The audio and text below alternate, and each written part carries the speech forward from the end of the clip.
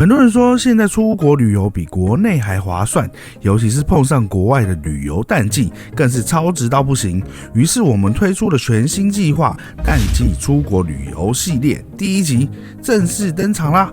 这次的目的地是北海道，我们要带大家来开箱3间从札幌一路到旭川，附带海鲜冻早餐的超值住宿。先说结论，每一间都像是订的顶级早餐，住宿反而像是送的。除了住宿，我们也会顺道造访札幌、富良野、旭川的经典景点与必吃美食，甚至安排了食兽流盟这些许多人没去过的冷门秘境，带你看到不一样的北海道。淡季出游的魅力在于房价便宜，景点像是包场，还有便宜到掉下巴的海鲜，这样的北海道真的不能错过啊！好啦，影片开始之前一样先跑一下流程。每个 YouTuber 出国之前一定要先拍一下窗外，但是我只是想要让大家看看这一片窗户有多脏而已。这边因为我们是自驾型旅游美食 YouTuber， 所以非常建议日本旅游可以选择自驾，保证试过一次绝对回不去那个搭麻烦交通工具的时代。如果你第一次还不是那么敢在日本自驾，建议可以先从冲绳或是北海道4月到11月之间来尝试看看哦。最近我们2次在北海道自驾都是租这一台德利卡 D5， 没错，就是那一台台湾小货车之王德利卡。为什么台湾不进这一台？有多帅？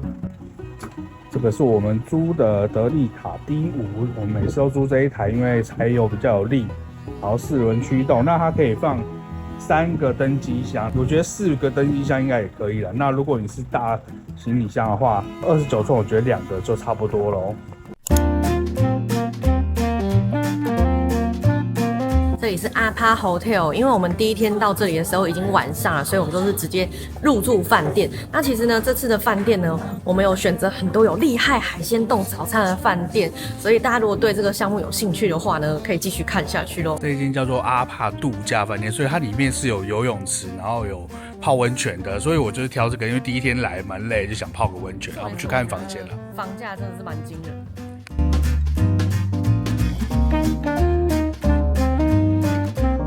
你看，这就是他们大浴场，听说很厉害，而且有很多汤，但是没办法进去里面拍啊。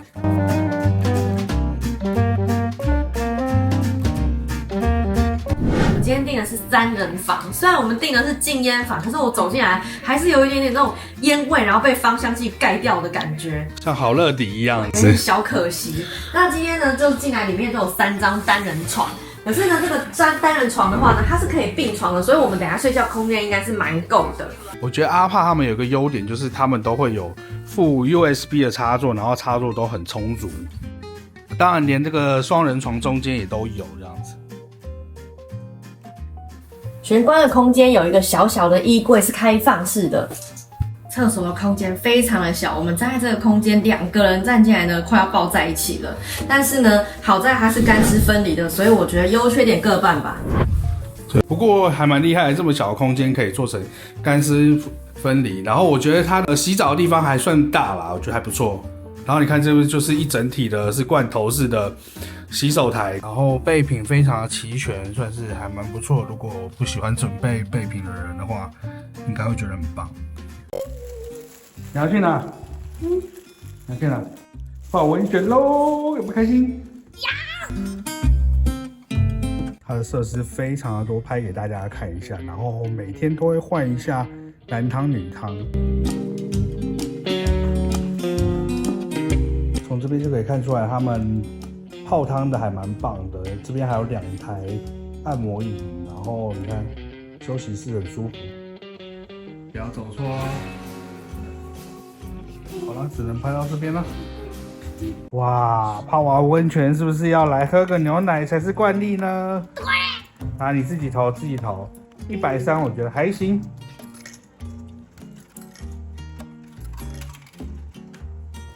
怎么不出来？你喝的是什么牛奶？香蕉牛奶。好，赶快喝吧。我们刚去泡完汤了，它的公共浴池很大，有分室内跟室外的2个部分。那我最喜欢的是露天的浴池，它有那种很像你可以泡在缸子里面的那种温泉，然后还有就是一般我们看到有造景啊，然后石头搭起来的那种浴池。然后我觉得因为今天的室外温度其实还蛮冷的，可是它的温泉池水的温度很刚好。它的设备很完整，就里面有蒸汽浴啊，有烤箱啊，都有。但我觉得动线有点小复杂，可是你可以看出它的企图心，就是每一区它都帮你分区分好，换衣服的地方啊，吹头发的地方，其实都还蛮大的。我觉得这是阿帕他们把那种老的度假饭店收购下来的设备啊，所以我觉得还不错。大家如果冲着泡汤的话，这边很棒，有90分，小孩都觉得有90分厉害，因为我们真的泡过非常多种汤。好，就这样，我们明天见，再看看早餐怎么样。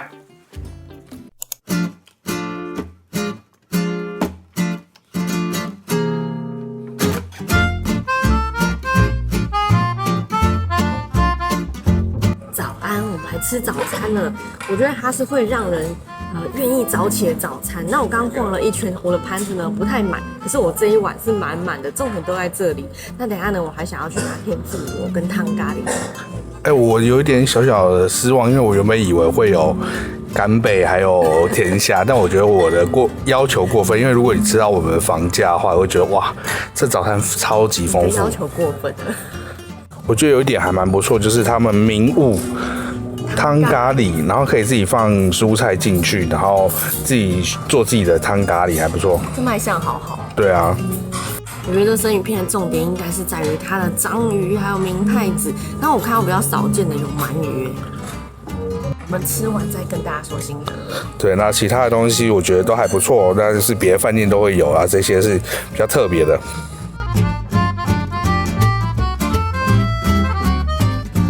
吃饱啦，在日本住过这么多饭店来说，我觉得早餐阵容算是豪华的。可是用北海道的标准来说，我们只能给出3.5颗星，也就是大概70分左右的程度而已。早餐菜色算是蛮多的，可是呢，有很多热食，它的保温效果不好，所以呢，美味程度就会减低了非常的多。那我觉得比较值得称赞的一点是它的这个生鱼片冻的部分呢，它使用的是醋饭，因为我们之前在很多饭店吃过这样的东西，它都是用白饭而已，醋饭比较合乎我们在吃冻饭的这个习惯。我觉得10间大概就1间会有用醋饭。炸物的水准呢，就是中下。我们阿嬷一直嫌，但是她炸的东西又特别多，所以今天早餐呢，我本来想要大开杀戒，后来呢就小小的吃了一点点，然后我就收手了。我最主要是觉得他们热的东西不够热，这样子。虽然我们对早餐评价不高，但是我们住的3人房呢，它的价格一碗大概就是台币2200而已，所以这个价钱呢，你说到底是吃早餐送你住宿，还是住宿送你早餐呢？听完了价格，你应该还是会心动，还是会原谅这个早餐吧？我觉得他卖你这个价格，还给你这些早餐，我觉得光泡汤就值得了。我觉得该原谅人是他原谅你，对，这么苛刻这样子。如果在台湾的话，我是住爆了。特别澄清一下，我们其实是订到特别便宜的时候。那正常来讲啊，淡季的房价大概是将近3000块台币3人房。那接下来呢，我们还会开箱另外2间早餐有海鲜冻的饭店。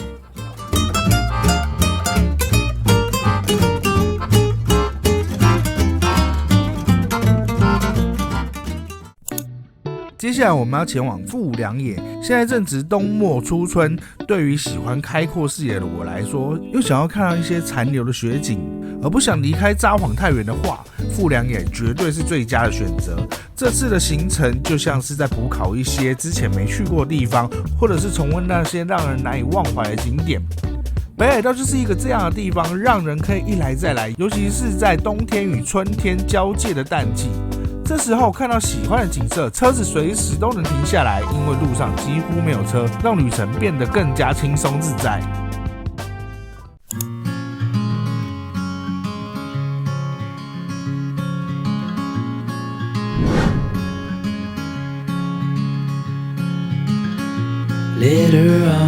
这里是森林精灵露台。那这整个呢，它是一个手工艺品村，每一间小小的木屋呢，它其实就是一个手工艺品店。那其实里面呢都不太能够拍照，里面卖的东西还蛮独一无二的，我觉得手工感真的很强。那如果你是想要找生日礼物啊，或者想要找独一无二的纪念品，我觉得这边是一个很棒的选择。那至于叫做森林精灵露台，我觉得游客们呢真的蛮像是精灵的，因为我们大家在这里面穿梭啊、拍照啊，都很像快乐的小精灵一样。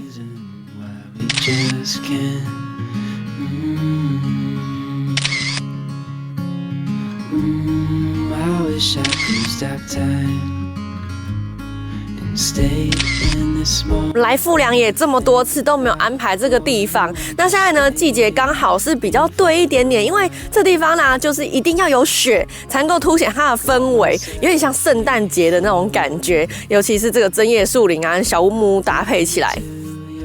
我每次进去逛一家店，一打开门，那个门就咯咯咯咯，然后进去呢非常的安静，都没有人啊。我如果进去看一看，没有买东西又走出来，又咯咯咯咯，实在是非常的尴尬。所以呢，我干脆就是在这个橱窗外面呢往里面看，因为它整个都是透明的。然后我就发现说，里面这样子色彩缤纷的，你每次就是像窥视一个不同的缤纷的世界一样。我看还蛮多人这样子，因为大家会怕吧。但我觉得这样子看起来蛮有趣的。大部分的店都是不能摄影的，然后这家店它没有贴告示，我们就特别问老板，老板说 OK， 他这家店呢卖的是万花筒，然后我有看到很多形状特别的，像这种扁扁小小的，它也是万花筒，哇，好玩哎！讲我进来这里面除了温暖以外，还闻到很香的快木香，好舒服哦。我闻到的不一样，暖炉烧没有的味道，是吗？对。这万花筒很好玩的，它除了形状不一样之外啊，它里面放的是很多很多块镜子，所以它是随环境变化不同而产生的万花筒，而不是里面放好的图案啊或者是珠子这样。我忍不住把它买下来了。老板说呢，它可以当做拍照用的小道具，然后这边还有 DIY， 只要花少少的时间，你就可以制作一个属于自己的万花筒。你看哦，它看起来就像这个样子。这样手机哇，好酷哦！所以等一下我们这几天看什么景色，用它来看会很特别。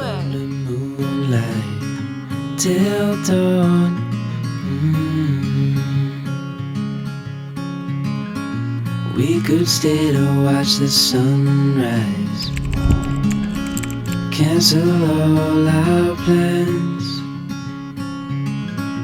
We don't need a reason why we just can't.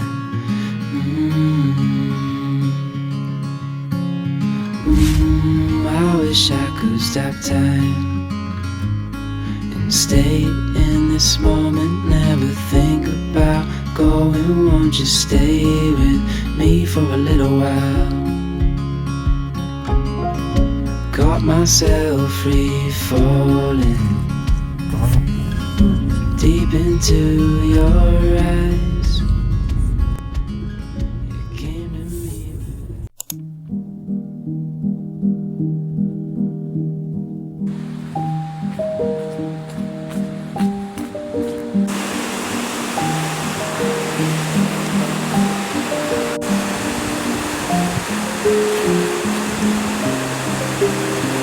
再来看白须瀑布，它的水颜色非常的特别，是因为呢，这边的水啊，其实它是白金青池的上游，所以水的颜色呢都一样呈现那种天空的蓝色。那这个水的成因呢，它是因为有矿物质作用的关系。你看我旁边的这个冰啊，它也是有点淡蓝色的，非常的特别。一般看瀑布啊，会希望是它很壮观的那一种，但是它的瀑布是属于涓涓细流，可是因为周围覆盖着白雪，再加上它的颜色很特别，然后呢又可以看到冰柱，周围又点缀一些绿意，其实它整个颜色搭配起来呢是非常的梦幻。推荐别人来看这个吗？会啊，它的特殊性还蛮高的。我的话，我蛮推荐这个时候来看，因为真的还蛮漂亮，尤其看到那个水这样子，我觉得。有一种惊心动魄的感觉，这样讲是对的还是错的？不是，是小小的悸动的感觉。啊，悸动的感觉，没错。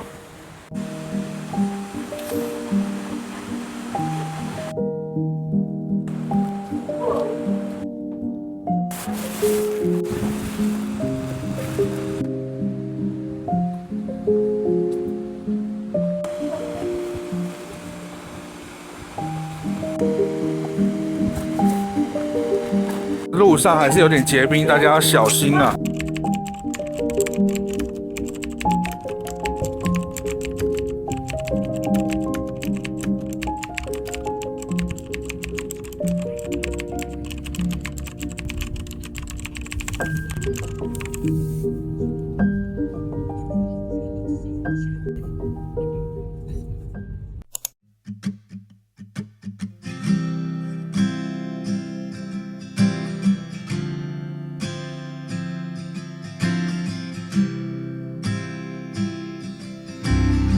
我们这次又来到了四季彩之秋。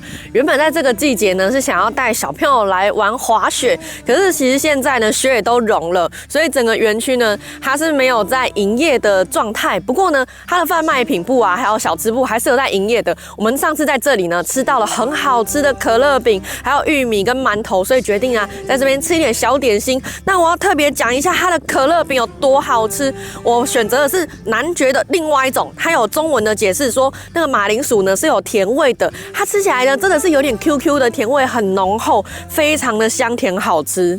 它现在这个季节啊，已经变成有点像是只是卖农产品，而且其实不是馒头，是我妈说那个肉包超好吃，她人参肉包就在这边吃到的。现在看周围的景色其实也很漂亮，尤其是这个季节呢，它不用门票，我觉得也还是蛮值得能够走进来一看。尤其是我们连续来了2个季节，那我觉得真的景色完全不一样，难怪它叫做四季彩之秋。其实这样子，有些人觉得不够漂亮，因为雪不够粉。不过像我们这种超级怕冷的人，我们就觉得这个时间来又有点什么都可以稍微贪一点的感觉，还不错。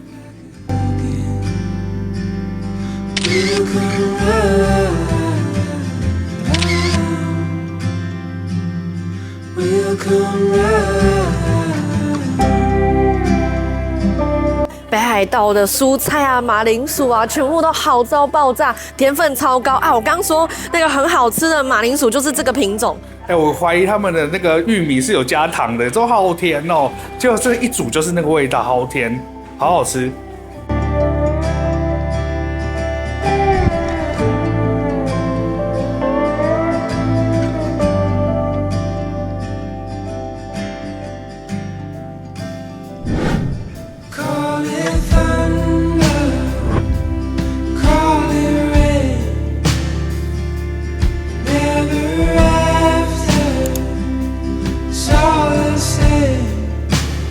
这里是新荣之丘展望公园。我老公刚刚说我们以前有来过这地方，可是我一点印象都没有，因为冬天的时候呢，跟其他的季节长得真的是完全的不一样，所以我一点印象都没有。这边绿油油一片的时候非常漂亮，这样子也很漂亮，而且我觉得这边蛮适合你坐在车子里面。买个便当啊，吃个点心啊，坐在这边放空，超棒。对，但是只能坐在车子里面哦，因为在外面你根本没办法放空，冷得要命，冷死了。春天跟夏天可以啊，可以出来、啊。相信很多喜欢2刷、3刷、10几刷、30几刷那个北海道的人啊，都是很喜欢放空的。像这边呢、就是超适合放空了。你随便吃一个便当，就觉得人生非常的享受。讲啊，我突然想到。我的人生清单呢，其中就有石胜岳这个景点。不过我是看到它之后呢，它还出现在我人生清单上，就直接打勾了。那大家有没有这样的人生景点呢？其实你很多景点都是这样，因为都是我带你去，你才发现，因为你从来不做功课。哦，我超爱石胜岳，就是真的是看到它会思考人生的那一种。我也是偷凑一下而已。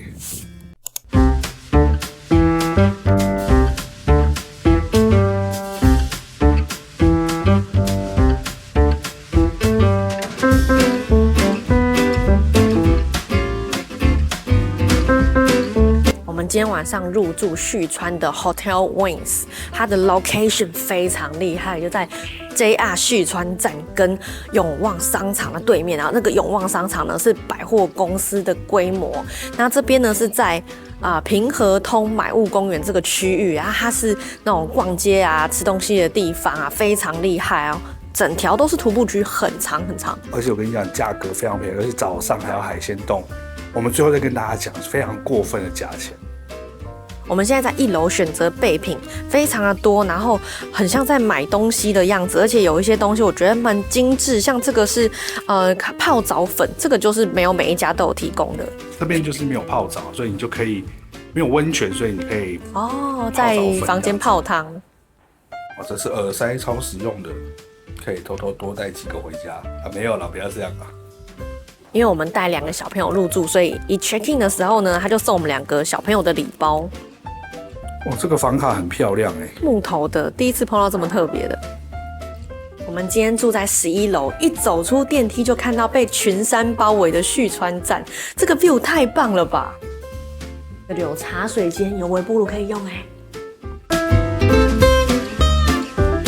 这一间房间比较小间一点，它是双床房。我们等一下把床并起来，2大2小，应该还是够睡的。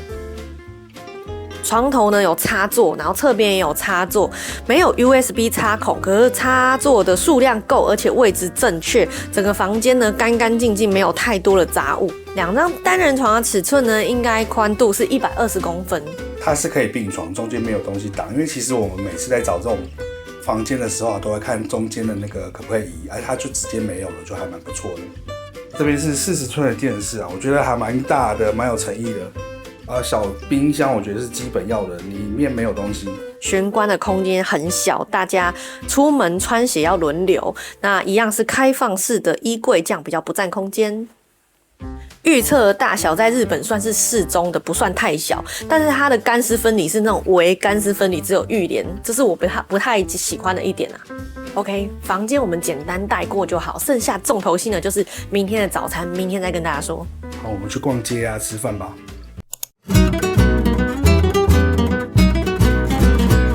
我们现在到饭店对面的永旺商场来吃饭。那因为我们之前才刚去逛过南港拉拉碰，就3景的嘛。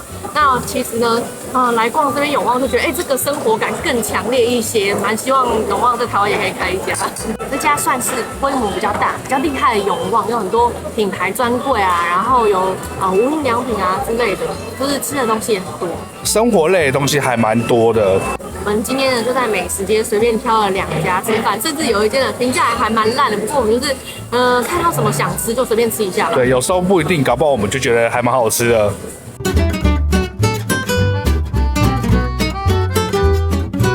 好吃吗？你的咖喱饭？好吃。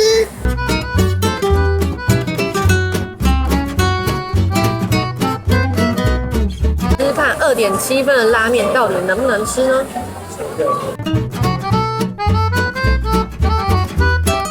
我们觉得其实水准还不错就是呢，像我这一碗是味噌拉面，它味噌的感觉有一点像腐乳酱，所以对我们来说是很熟悉，口味其实也还蛮合的。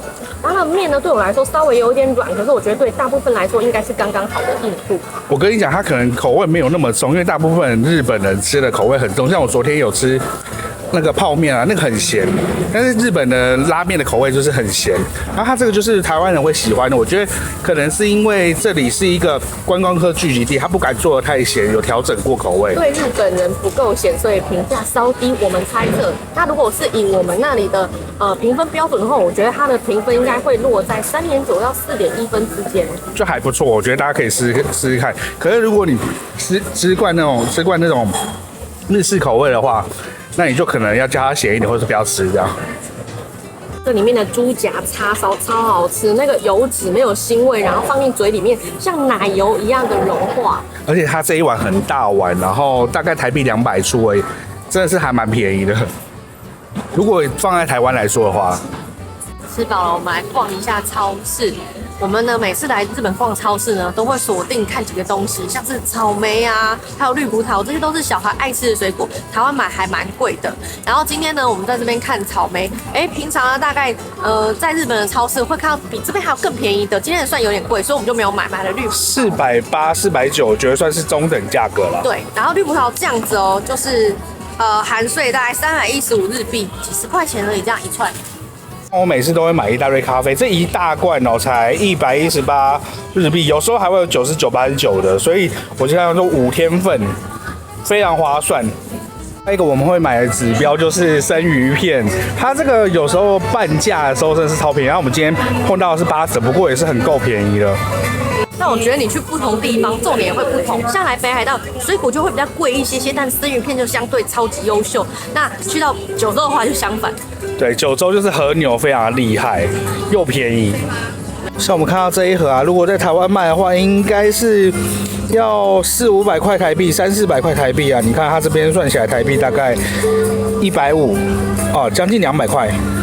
我觉得来日本一定要来超市，这是必要的。尤其是你有开车的话，就可以买一些像咖啡啊、饮料、饼干、糖果之类的，以免在车上突然肚子饿又找不到吃的这样子。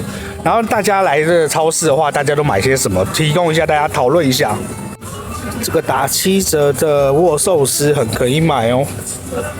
妈咪把我们丢下来，然后自己跑去逛街了。妈咪好饿，妈咪好好。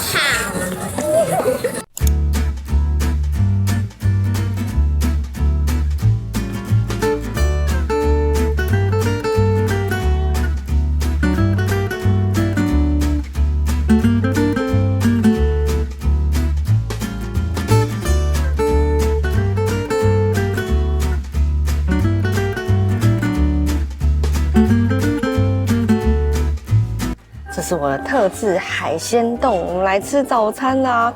哇，光吃这一碗外面就不知道多少钱，超级丰富哎！里面有甜虾，然后这个是taco类的东西，然后这个是鲑鱼卵，还有鲑鱼。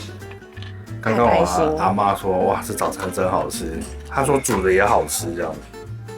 这个是我的，把鲑鱼卵放在上面，哇，应该会有人想要揍我了。现在他们家的早餐buffet呢，样式没有那么多，可是每一样看起来都还蛮精致好吃的。那至于味道如何，我们等一下吃完再来一次告诉大家。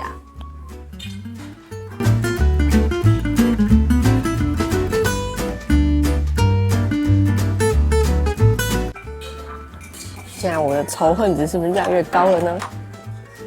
超好吃。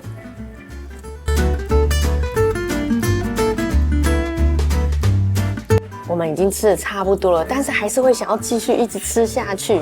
它这个海鲜冻的新鲜程度呢，我们觉得跟想buffet是差不多的，但如果你到渔港边去呢，一定会更鲜甜一些。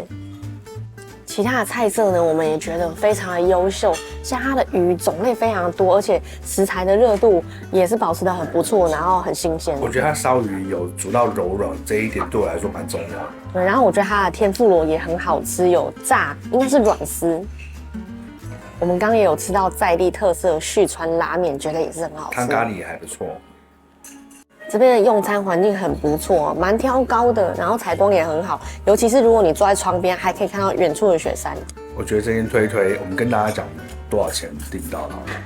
我们如果是双人房的话，阿公阿妈那一间的话，我记得是7900日币而已。哦，所以才不到2000。然后这个早餐我觉得很可以，我觉得光吃早餐可能就还蛮值得的。又是一间不知道是住宿送早餐还是早餐送住宿。但我必须老实讲，就是看他们官网的照片是里面有干贝，我猜应该是淡季的时候真的是支持不了，所以我觉得是可以原谅的。那我记得看到人家就是旺季来吃的时候，里面都会有比较大颗一点干贝在里面，所以我觉得菜色都有差。随着房价调整它的菜色内容，这样。所以我觉得那个昨天的阿帕也是一样。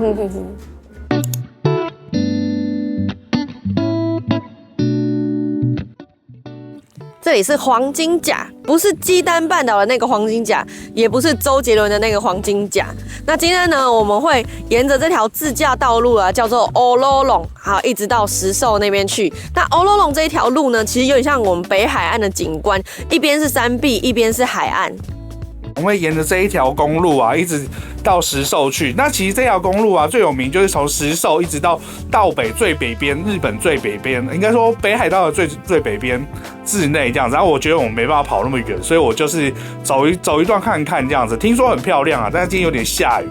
我们来的不是时候，第一天气不好，第二时间不对，因为这个黄金甲呢，它其实是日本的夕阳百选之一。整个北海道呢，只有5个地方有入围这个夕阳百选。那听说呢，这个黄金甲它为什么叫黄金甲呢？是因为这边以前盛产飞鱼，所以飞鱼群来的时候呢，在夕阳的照耀之下，它就会变一片金黄色，然后闪闪发亮的，非常漂亮。以后有机会再拍给大家看。那我们今天就先走这一条路。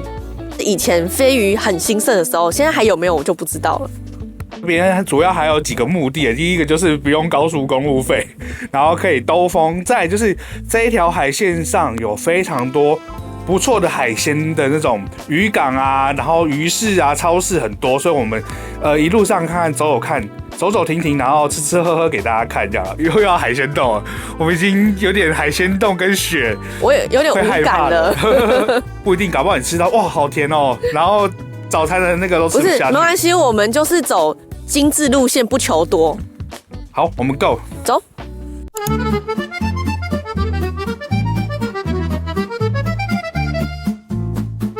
这里是长田鲜鱼店，听说呢，这个是只有在地人才知道的店，而且很受当地人的喜爱跟推荐。那有人说呢，它是这个地方的 Costco， 不过我们逛了一圈，就是它其实面积非常的小，不过东西应该是蛮便宜的。他说只卖海鲜的 Costco， 因为还有卖肉，然后海鲜这样子。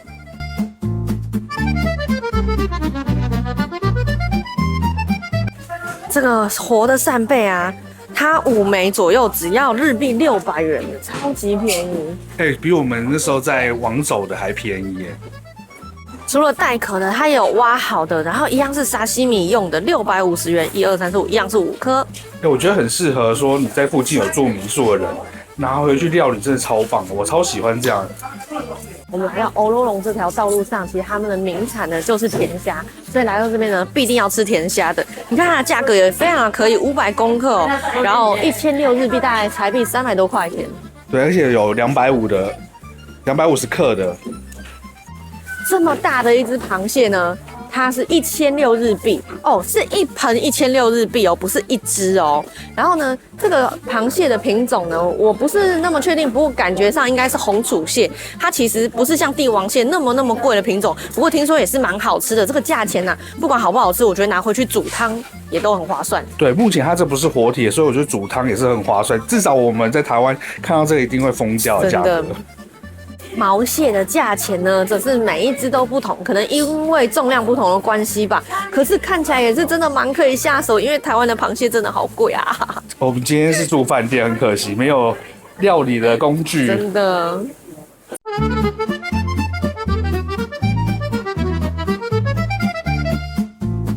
章鱼也超级吸引人的，又大又便宜，而且它还是刺身用，可以生吃啦。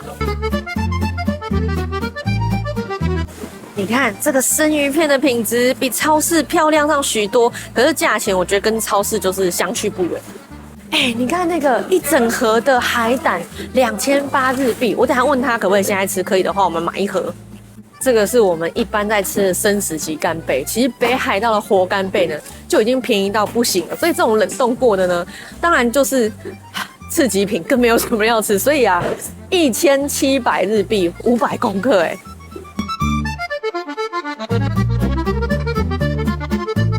大家来到这边，如果幸运的话呢，可以在这边吃海鲜冻。那人家说呢，是比当地的日本料理店呢还要更厉害、更好吃。那我们今天呢，就是属于不幸运的那一群，来到这边，他今天应该是店休。听说这边的海鲜冻啊，还有这些渔货啊，他们当地的这些船长啊，都非常推荐这一间。我们买了甜虾跟海胆，等一下赶快来试试看。你刚刚差点还不想要吃甜虾，因为最近吃好多了。早餐吃很多，可是这是毕竟这边的特产吧，吃一下。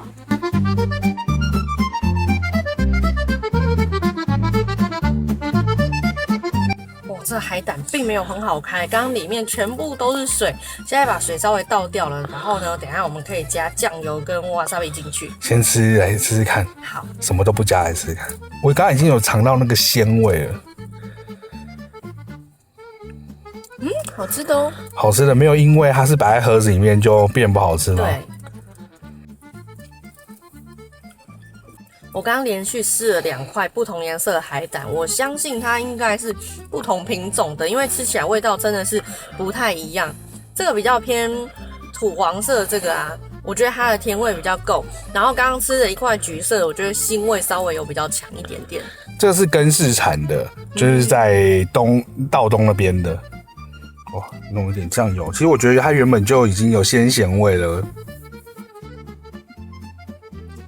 酱油更能够带出它的甜味，所以加了酱油肯定是更好吃的。那会觉得更咸吗？还是更甜呢？不会，其实会把它的甜味带出来，更咸是不会，因为它的酱油咸度我觉得还好。所以是加了咸的东西就变更甜这样子。哇，来大口一点的浮夸奢侈的吃法。哇，这在台湾一口应该不便宜哦，这么大口的话就会咸了。还是很好吃的，像刚挖出来的感觉。好像缺一碗白饭。真的，它如果再加上要醋饭，对，应该要自己做那个醋饭，然后把它盖上去，就会非常的厉害。阿公来吃一下。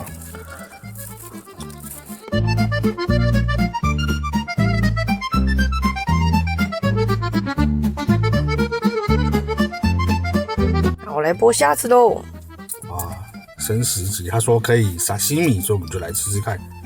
看一下它的虾头，蓝蓝的，好剥真的是那种新鲜虾子的那种感觉。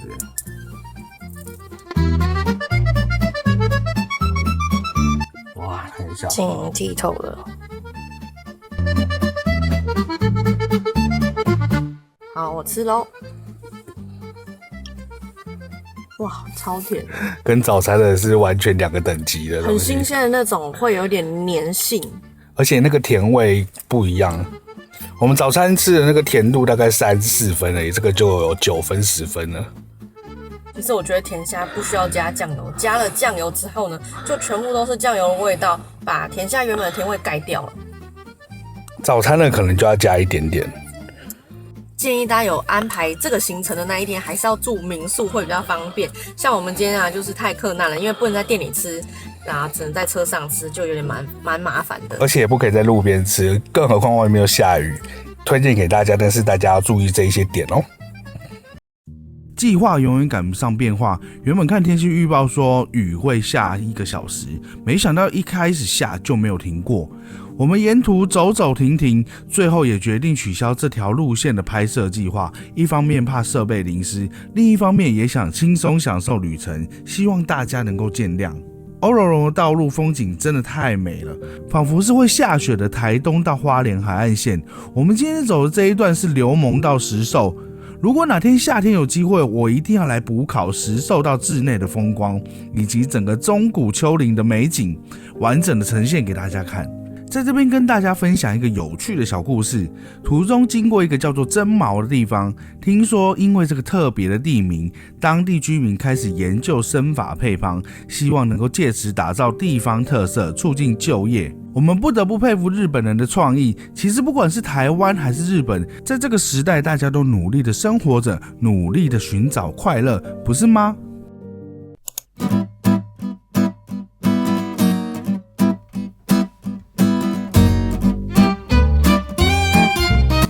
现在来到番屋之汤，它是一个日归的温泉，就是说你可以来这里一日游啊，吃点饭，然后里面有一个很大的特色，就是它有卡皮巴拉在泡汤，所以你可以来这边呢泡汤吃个饭，然后顺便看卡皮巴拉泡汤。那它中午的话呢，它是有吃到饱的，一个人好像是1500日币，非常的便宜。那晚餐的话呢，就只剩下定时了。我跟你讲，重点中午是海鲜冻吃到饱，所以很棒。我觉得如果你是住在札幌的话，来一个一日游很不错。像这边啊，是他一个人泡汤的价格，大人是800，好啦，大家自己参考一下吧。还有月票看像这个是吃到饱的，那这个只有中午有，那晚上就是 set。我没有想到他会把重点放在一进门就看得到的地方。日本人真的是佛心中的佛心对啊，好可爱哦，有没有很可爱啊，猪猪？有没有很可爱？我们吃饱饭，我们再来看好不好？这个是他中午吃到饱的部分，大人1500，真的还蛮便宜的。不论内容怎么样，你看还有海鲜冻，小朋友都觉得卡皮巴拉比吃饭还要重要。我帮我们先来介绍一下好了。它看起来好舒服哦，泡在里面一动都不想动的样子。然后它的温泉呢，颜色不知道是不是本来就是那种茶色。是，这边泡的温泉就是这种颜色。对，不要以为是它脏哦，所以那个颜色才变成这样。它现在这个呆滞的样子啊，就很像你吃饱了，然后什么都不想动的感觉。等一下就要睡觉了。对啊，而且它是母的。它这边旁边其实是有标示说，它是叫什么名字啊？有它的个人简介。对。你最喜欢卡皮巴拉，对不对？你要讲什么？那个不是母的，因为母的鼻子上都有那个红色的。是吗？可是它上面写说它是女的。对，它上面写的没，可是它身上没有红色呀。我来翻译弟弟的话给大家听，他是说。明明照片上的鼻子就有红色，可是现场看起来那一只卡皮巴拉的鼻子没有红色，他怀疑不是同一只。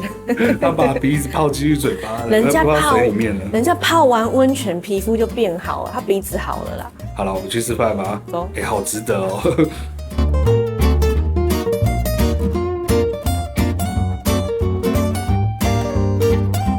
我们的菜上来啦。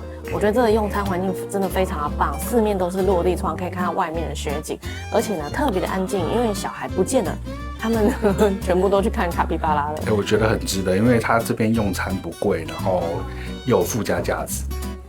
我觉得整体来说，它的价钱跟分量啊，就跟你在什么车站附近随便找一家那种饮食店、日式饮食店所点到的东西跟价钱都是差不多的。像我这份厚切猪排套餐就1350日币。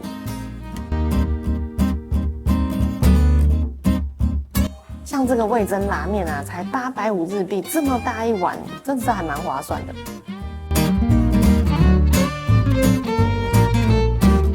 这是帮小朋友点的日式炸鸡，5大块这样子700日币，是不是很划算？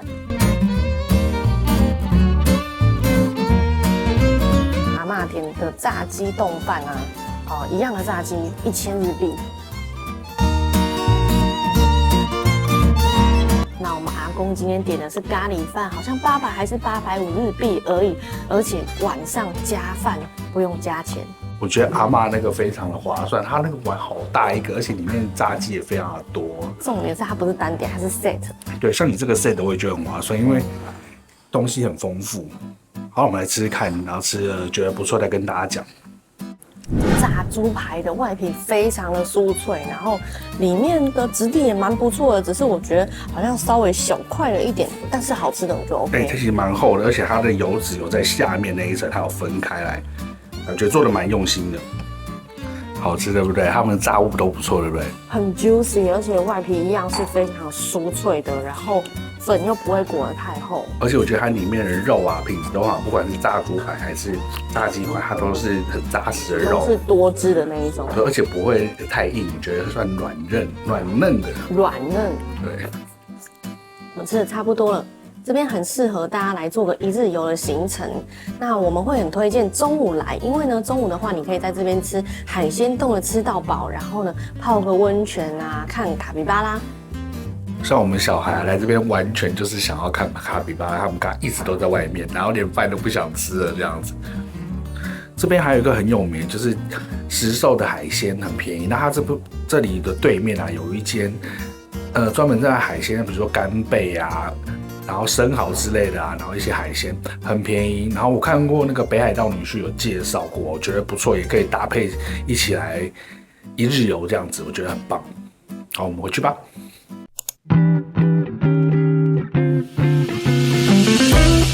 这是 Nest Hotel 大通店，它离大通公园跟李小璐都非常的近。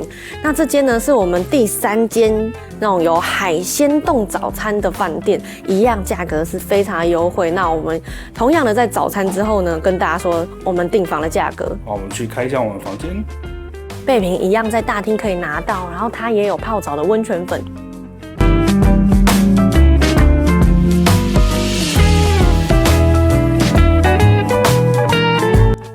饭店比较老旧一点，它的钥匙好复古哦。应该说现在很少人在用钥匙了。真的。我们继续看看。玄关的空间小小的，这里有一个衣柜。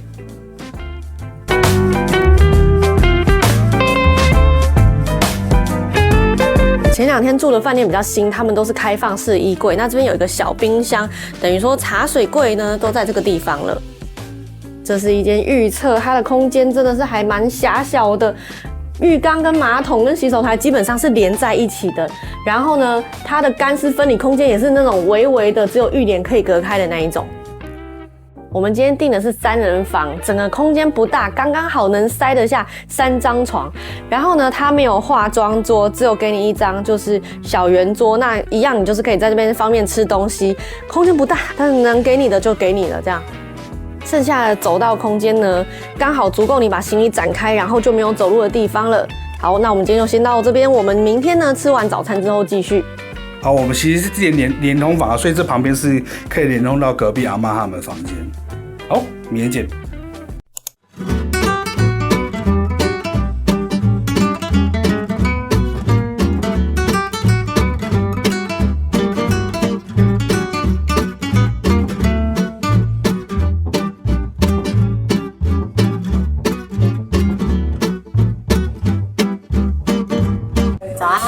吃早餐啊。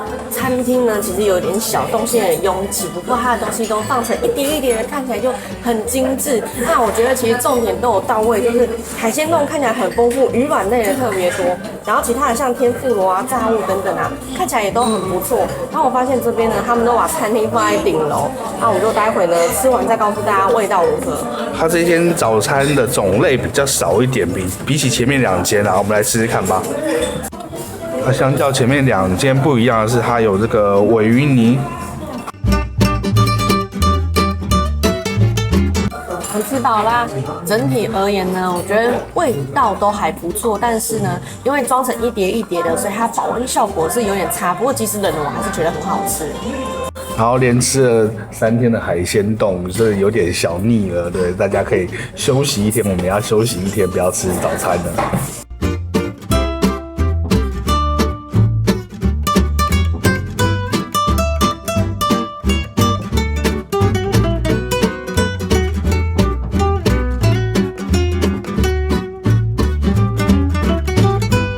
这3天住下来呢，第一间阿帕 Hotel 它的度假感最高，温泉很棒，房间呢稍微有一点点小烟味，而且它已经是禁烟房了，但是我觉得睡起来还算舒适。那早餐的话呢，它算是口味比较差一点点的。对，虽然它最丰富。第二间 Hotel Wings 它的地点不一样，在旭川，它的方便性呢跟早餐呢都是最棒的。问题是它的房间呢是只有2张单人床并在一起，所以我们家2大2小睡起来是比较拥挤的一些。对，而且它是没有3人床可以选，所以我才选双人床，2张单人床。第3间也就是今天的 Nest Hotel， 它的地点呢非常的棒，在札幌。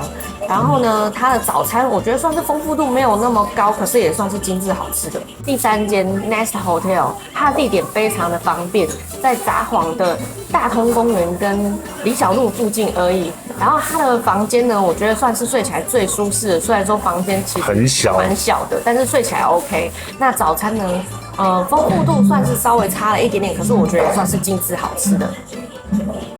说到度假，许多人第一时间想到的可能是阳光、沙滩、泳池以及丰盛的饭店早餐。但我这次有个大胆的想法，源自于淡季时我来到了函馆。这里没有金黄沙滩，却有壮丽的沿岸，让人用另外一种角度欣赏海景。没有炎炎夏日的泳池，取而代之的是在这个冷冷的天气泡进热腾腾又疗愈的温泉。对我来说，函馆已经成为冬季度假首选。1晚4000多元的3人房，生食级海鲜自助早晚餐，加上许多免费又美丽的景点，让一家大小都能开心畅游。这些都是东南亚度假国家无法给你的体验。或许你现在还难以想象这种感受，不妨先跟着这集的内容，一起看看我眼中的淡季函馆吧。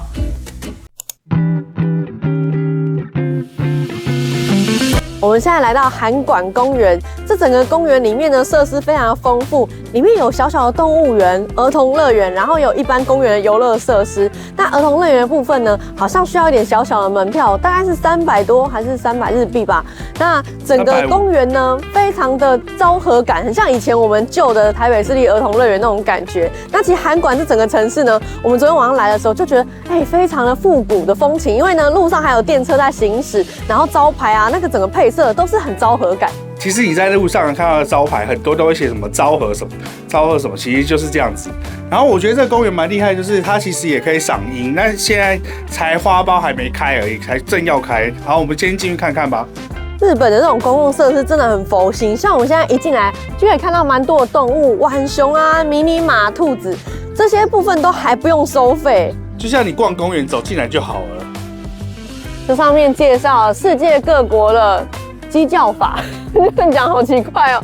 然后蛮有趣的，就是像我们熟悉的，它中国的话就是写说是叫做狗狗给。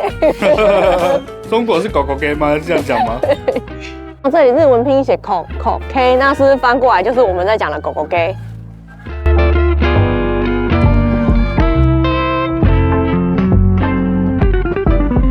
？2只 pony 好可爱哦，它们的尾巴还绑了蝴蝶结，名副其实的马尾啊。毛好顺哦，虽然你属马，但你毛就没那么顺。标示说这只鸡叫做乌骨鸡，因为乌骨鸡是白色的，所以呢要把它的毛都拔光了之后，要看里面才知道是乌骨鸡啊。我第一次知道乌骨鸡是白色的，而且毛还这么顺，比你还没有。这边的 CP 值是无限大，因为不用钱。可以看这个呢。而且他们的设施都做的有点有趣，他故意弄个桌椅在里面给那个山羊跳，他真的不怕它跳出来吗？这样子它才会上来，然后大家才有好戏看。不是，就是模仿一个有岩壁，然后让它攀爬的感觉吗？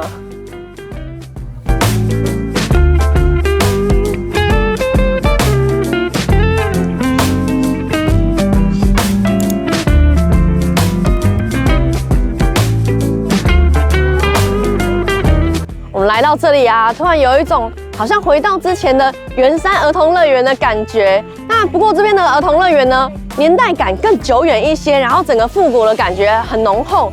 像它很多的设施啊、椅子啊、木马啊等等的，就不是那种塑料感，而是木头手工感、昭和感。没错，直接用这3个字就够了。我们可以想象之后在这里樱花开了的样子，大人呢带着小孩来游玩，然后在樱花树下赏樱野餐，真的是非常惬意耶，大人小孩都会很开心的。设施啊看起来都相对温和一些，适合小孩子玩。那我觉得日本呢在亲子的分龄上面做得很好，小孩就是小孩，青少年就是青少年，需求是不一样的。消费方式也跟我们以前旧的儿童乐园很像，就是你要乘坐设施的话，你就要买券，一张是350日币，那你也可以一次买8张，或是干脆买那种吃到饱的票。它这边应该是没有吃到饱的票，有一日2800日币。年龄限制呢是2岁以上到大人乘坐都要收费，那2岁以下呢，基本上我觉得也不太适合乘坐。好玩。不错就是不用门票也可以玩这些东西。对啊，真的非常的佛心。免费玩，还要门票，而且门票是一次性的。这边的玩具是不是很多家里都有？但是这里的比较好玩。对。其实这样讲也没错啦，我跟你讲，你今天在樱花树下吃三明治，跟在家里吃就是不一样。这样说好像也是啦。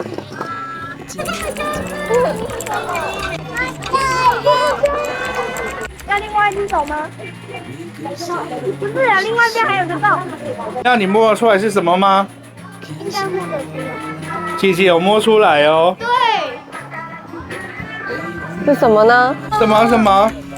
我带potato。Nice。Thank you。这小子真的很开心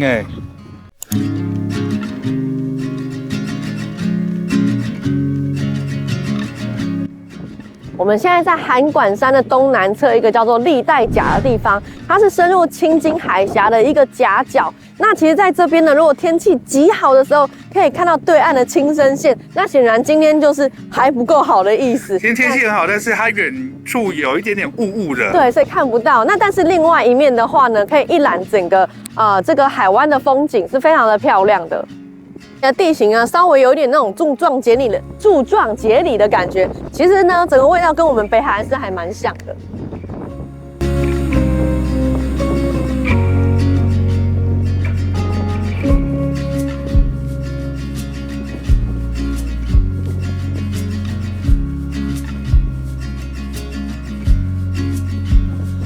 其实就是这个方向，青森就在那一边。那今天天气够好，可惜就是雾气比较重一点点，所以完全看不到陆地。在这边周围可以看到很多鱿鱼的标志，那这是这个地方的一个特色。像在这片海域呢，夏季到秋季的夜晚啊，会有很多钓鱿鱼的船在这边活动。那像我们今天早上吃的有一道菜呢，就是在鱿鱼里面去塞饭。其实我们大家在夜市里面应该已经有看到蛮多像这样的东西了，没想到呢，应该是日本先开始的吧。我也不知道早上是鱿鱼还是乌贼，应该是乌贼啦。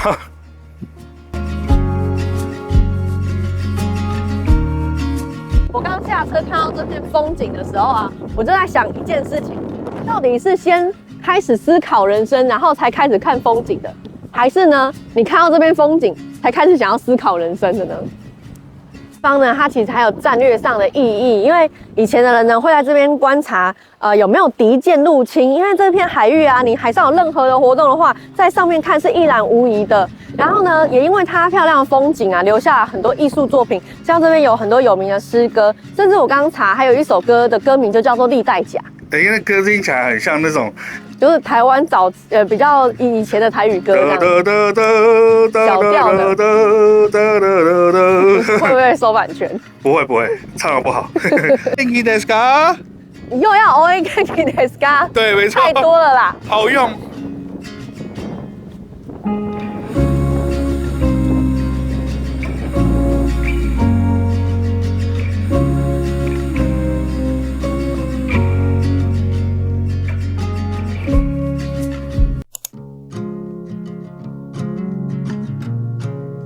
现在在八幡坂的附近，这边呢有很多的和洋式建筑啊，很多的小小的咖啡店，整个啊非常的有昭和感。然后呢，在我们这边也看到一个蛮大的教堂，所以显示说这附近从前可能有蛮大量的西洋文化进入。那我现在脑海中的昭和感是什么吗？什么？布丁。因为我现在看到这种店，我就想象里面应该有很多那种好吃的布丁。如果里面卖的是统一布丁，可以吃吗？他不会卖统一布丁啊，你怎么会这样想？你这样讲统一布丁，我觉得它是我心目中无法取代的味道。这条路好漂亮啊！如果能够住在这里有多好啊！到处都是教堂，感觉很漂亮，对不对？我们看人家这样，其实我们住淡水也是长这样。对耶，所以我们现在就是体会就是人家跑到淡水的感觉，有没有？当然，我觉得漂亮也不只是教堂，所有的小房子都很有味道。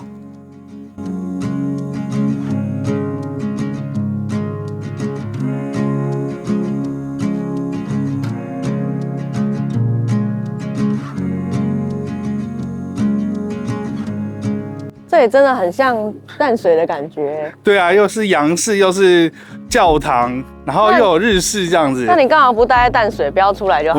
我也很喜欢淡水啊，我体验一下不一样的淡水啊，稍微不一样。我觉得这里很有趣，很像在跑道上面散步。这里是八幡坂，很多人都喜欢在这里拍照。那其实我觉得呢，这个点拍照是有一点点危险啊，因为这是上坡，然后车子上来的时候，你就会觉得车子呢好像从自己直冲过来，万一它真的是刹不住，可能就真的撞到咯。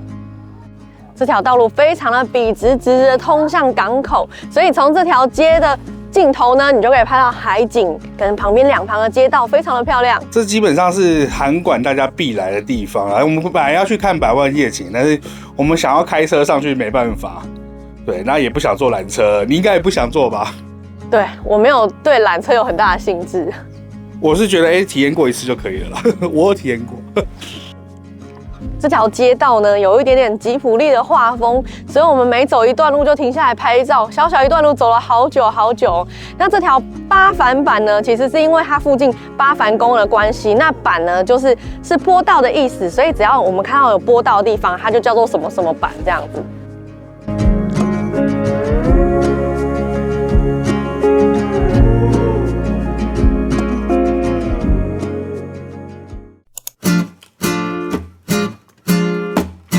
我们现在来到了金森仓库群，这里是函馆的第一座商业仓库，见证了这边海运繁荣的一段历史。那其实它以前呢，曾经一度被大火烧毁，现在是重建之后的样貌。那这边呢，现在是观光客很喜欢的一个旅游地点，因为呢，这边大概有50间左右的商店贩卖的各式各样的纪念品伴手礼，很多呢大家喜爱的北海道的一些伴手礼，比方说六花亭啊、白色恋人啊，你在这里都可以买得到。我们现在来仓库里面逛逛，我看到这个标语呢，被它吸引了。这个念成台语就蛮好笑，弯转摸看几看啥。然后他想说，这个筷子非常的万能，然后我想说来试试看。他这边呢就给你黑豆让你试夹，但是我一夹呢，我刚刚怎么夹都夹不起来。在我身上是反指标吗？哦，也可以。跟我们台湾的仓库群其实看起来都是蛮像啊，大同小异。现在作用也都是差不多，駁二特区啊、华山艺文特区啊等等的。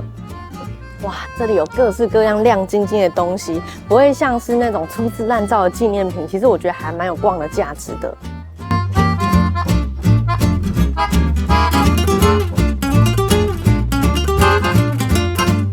好逛吗？你觉得这里？非常好逛，而且我觉得价钱是 OK 的。再看一下你的战利品。我买了一个子母口金包，这里面可以放零钱。然后我挑了一个比较沉稳的花色，虽然说看起来像老奶奶花色，但是比较耐看一点。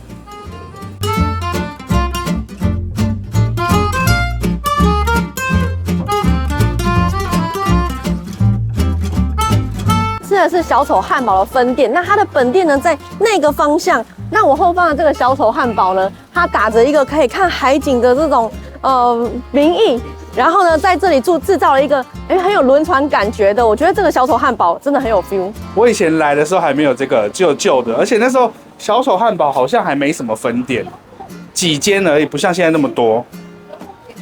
这边有非常多的仓库，基本上呢是分4个区域，那里面都是一些纪念品店、商店等等的。那我们真的是拍不完、讲不完，所以就留给大家自己来慢慢逛喽。好逛啊，我觉得可以，没来过真的可以来看看。关掉，我要去逛街了。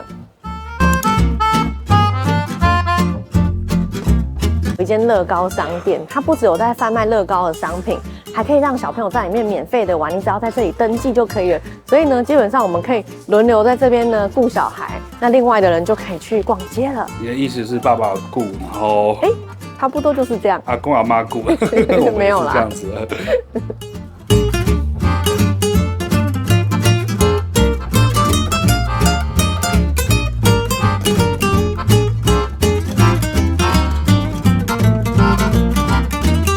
这里好玩吗？好玩，好玩在哪里？就是可以自己找乐高，然后拼一个东西出来。哇，有非常多可以拼，对不对？嗯。你还会想再来吗？嗯。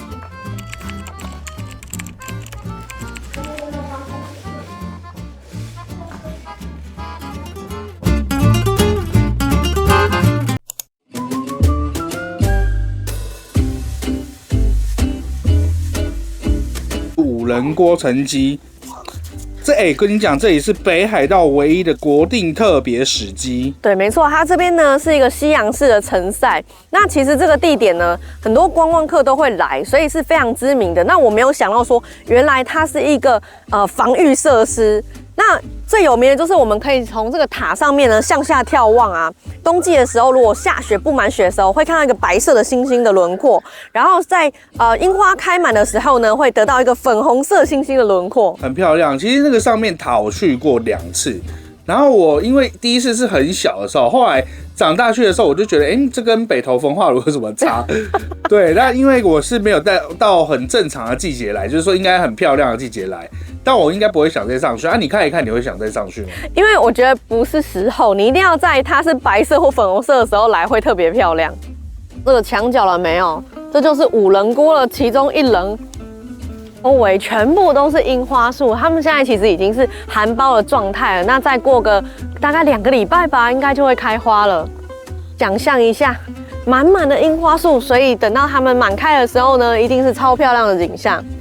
在下面沿着护城河走，其实也是很漂亮。那在这边呢，会有一种熟悉的感觉，因为我们一路走来没有听到什么台湾的口音，但是我们在这里呢，就听到非常的多，很熟悉的感觉。淡水也会觉得好像在国外，因为旁边都是韩国人。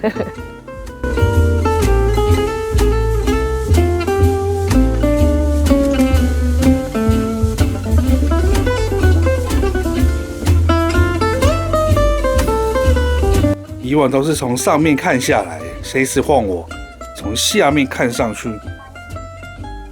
再上去，这是我能做到的极限。谈情说爱，这样算不算是一种偷窥呢？他们看下来就不是吗？奇怪。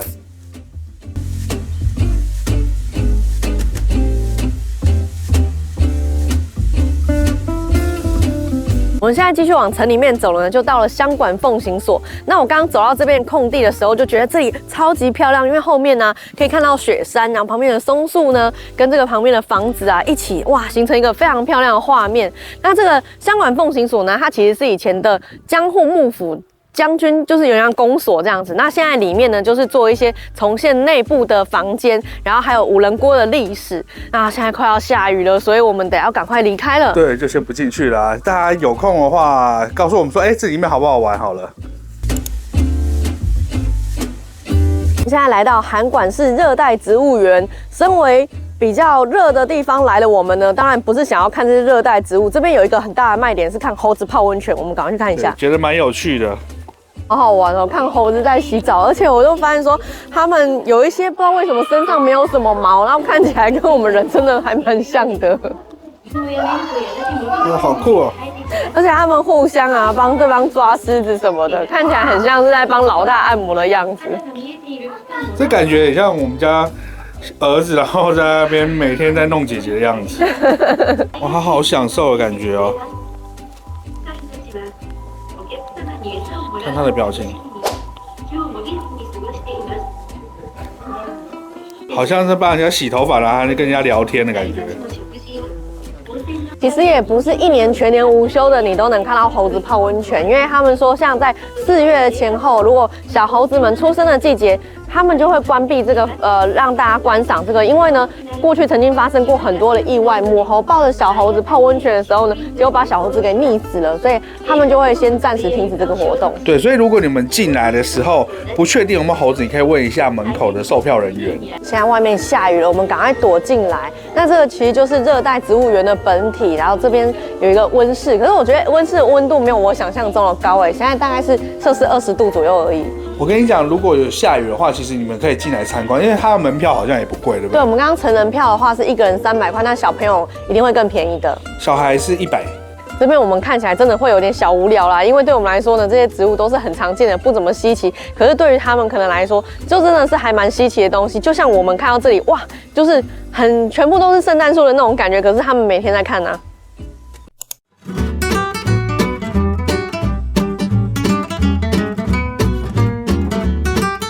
我们今天住在函馆的汤之川，那这间呢叫做 Hotel Benso， 它这边呢就是我们订的是1博20，晚餐早餐都很厉害 buffet， 然后呢温泉听说也很厉害。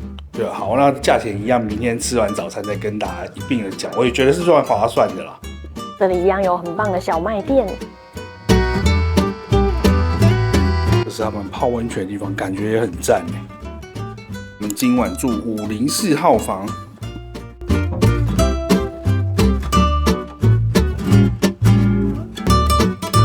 开门进来有一个很大的玄关，然后跟所有日式的房间一样，它其实门有好几层，所以我们要再进去才可以看到里面的样子。我觉得这里面目前感觉非常的新它在预测的空间呢给的非常的精准，虽然小，不过看上去非常的精致。然后洗手台啊、用品啊摆放的就是让你觉得很舒服的样子。然后进来呢，里面藏着一间干湿分离的淋浴间，没有浴缸的，因为这里的浴场就已经非常棒了。厕所、浴室放在玄关的外面啊，比较不会打扰到正在睡觉的人，我觉得这点还蛮不错的。我们今天订的是3人房，有2张110的单人床，它要并床应该蛮容易的。然后它会另外再帮我们铺一张就是单人的榻榻米。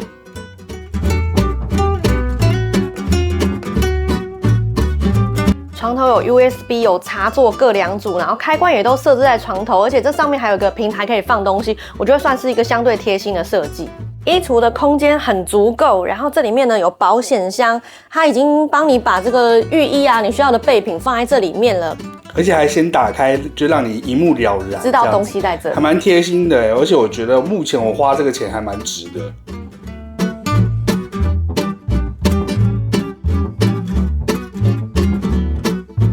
备品蛮厉害的，这个是免费的，应该是气泡水吧？对，而且还有小饼干。电视是 Sony 的，而且还可以看 Netflix。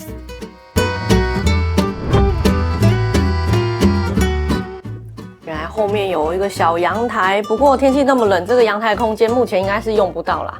目前看来啊，这个房间是我们住过所有温泉饭店里面啊，空间算不大的，因为通常这个门拉开来之后呢，这个外面的阳台都是可以利用的，但它就不行，所以显得空间呢是比较小一点点，但是是最漂亮的一间。我觉得它目前 CP 值还蛮高的，就是光房间。帮大家看一下阿嬷他们的房间。那因为我是订3人的，所以这边是帮他们订有个沙发床这样子，然后床是有并起来，大概是这样子。其他部分基本上是一样的，只是这一间小一点点。玄关的部分这一间也比较小，然后它的浴室跟厕所是分开，甚至这边就是它的浴室，然后这个是它的厕所。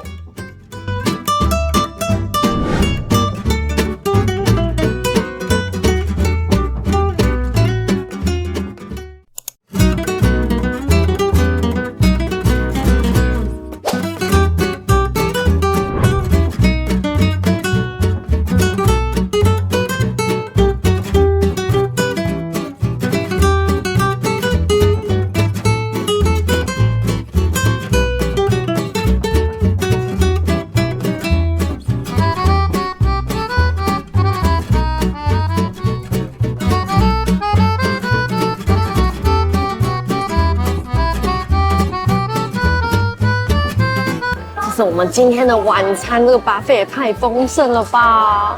太厉害了，真的。可是我原本以为会有蟹脚，但没有。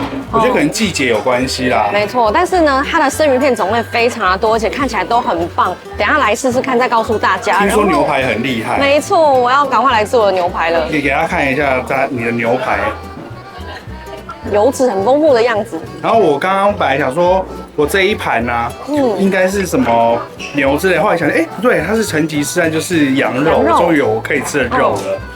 然后就是生鱼片类的都很厉害。然后我们吃一吃，跟大家讲怎么样。不免俗的问你，这有金华下午茶好吃吗？就是那种感觉，油脂分布很均匀，很丰富，基本上呢没有什么阻力，好好吃哦。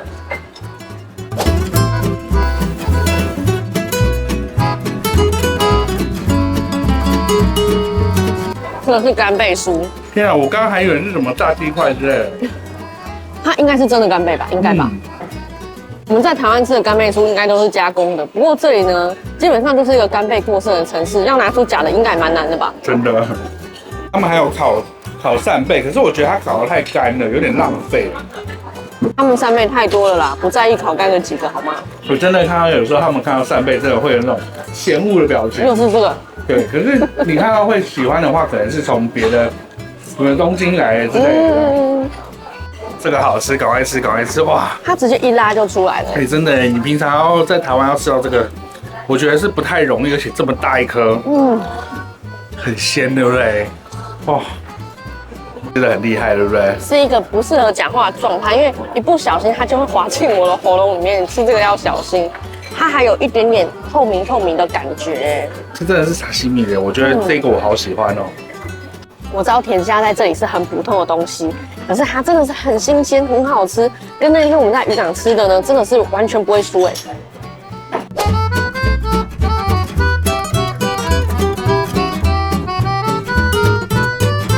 我知道拿握寿司很蠢，可是哇，干贝就是干贝很行啊。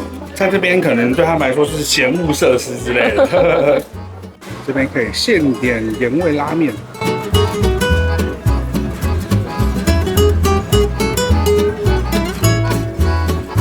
我平时都不知道你这么能吃哎。现在知道了吧？哇，真的是太强了！我帮你准备了一个盐味拉面。我跟你讲，我第一次在韩馆吃到盐味拉面的时候，心中的感觉是说，这不是菜拉米吗？你吃吃看就叫菜拉米，可是面条稍微不一样，就是可能这比较 Q 一点，拉面面条。先喝汤头，更有菜拉米的感觉。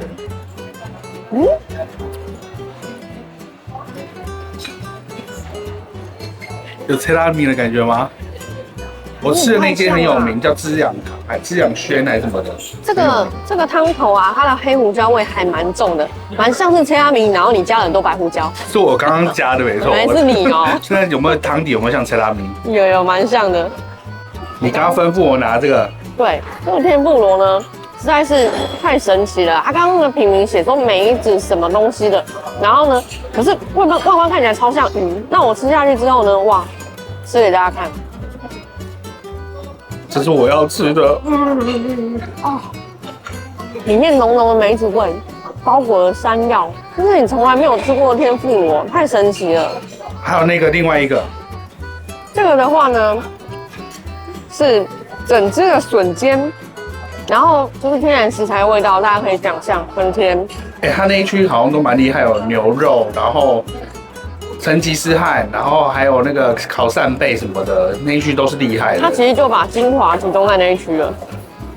这个蟹脚汤给你，祝你好好的蟹脚觉。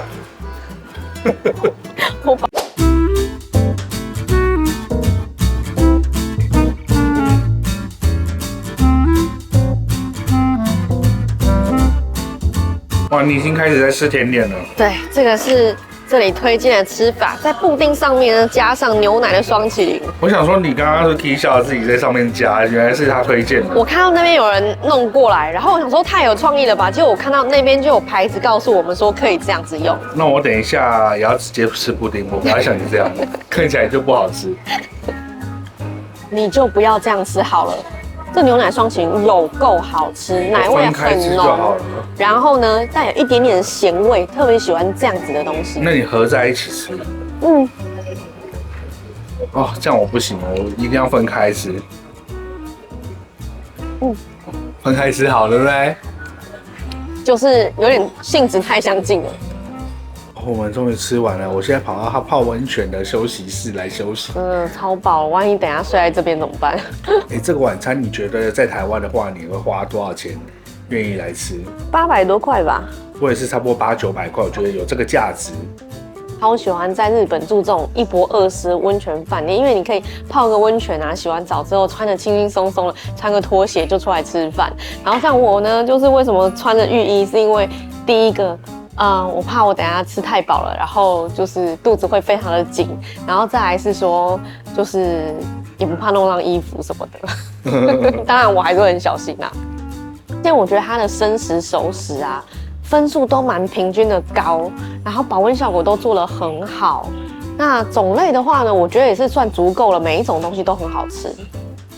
那这一间目前来说，晚餐我觉得推，明天再讲早餐，我们吃完早餐再说。哇，他们休息室竟然还有葡萄汁可以一直无限喝。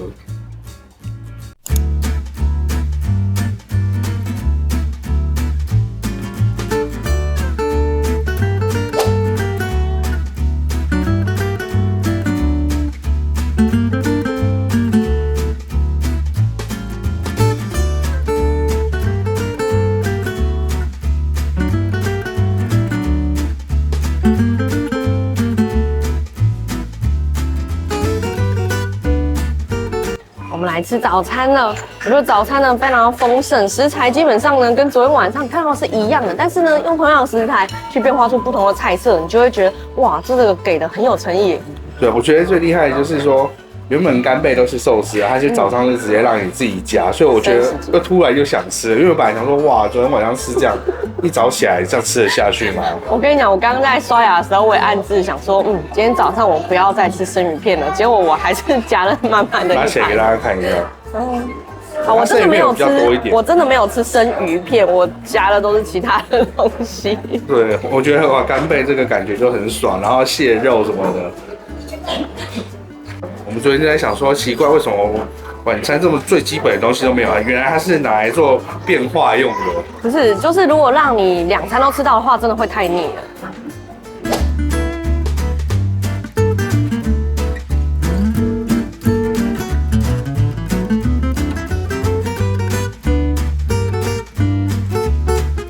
再来呢，它有这个汉堡啊，跟三明治啊，我就觉得哇，整个面包区呢都变得丰富了起来。不然平常我们看到面包可能都不会去拿的。基本上是算是一个特产，像那个面包，它可能就是想说，做一个像小丑汉堡这样子，然后小的版本的汉堡。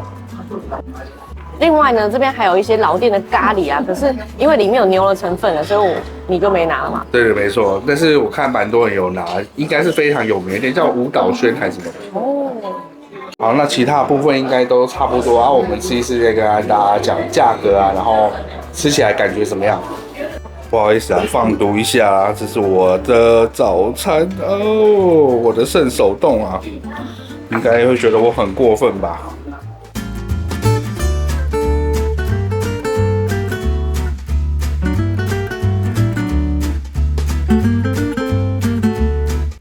哇塞，你也要放毒啊！这一碗要不要卖500块？我觉得它的生鱼片冻这些的品质啊，比有些外面在卖的还好。我觉得这几天吃下来啊，还是这间的早餐最厉害。没错，而且它的这些生鱼片的品质，我觉得是最好的，水准最高。对啊，我真的觉得有在外面你要单点一碗一碗的那一种品质。但我觉得有一个缺点，它早餐要分流，然后像我们是吃8点时段，可它却然告诉我们说9点餐厅就关了哦。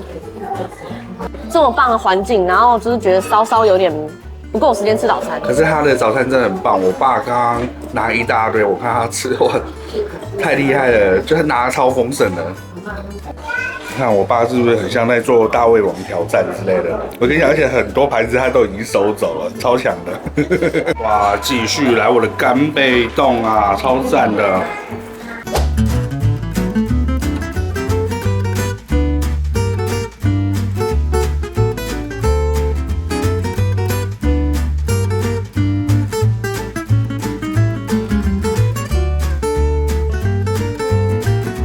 这一晚住宿的价钱呢是21500日币，换算成台币大概是4900块左右。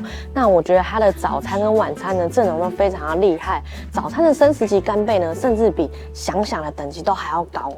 对，我觉得那个干贝非常的好吃鲜嫩。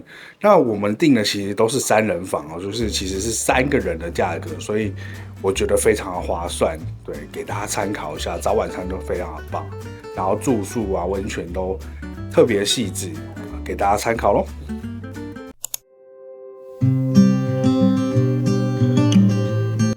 我们现在来到北海道倒立公园，这个是道南的四季之渡公园。那倒立公园呢，它的设施都非常的完善，很好玩的是，小朋友听到倒立公园呢，都以为是那个倒立。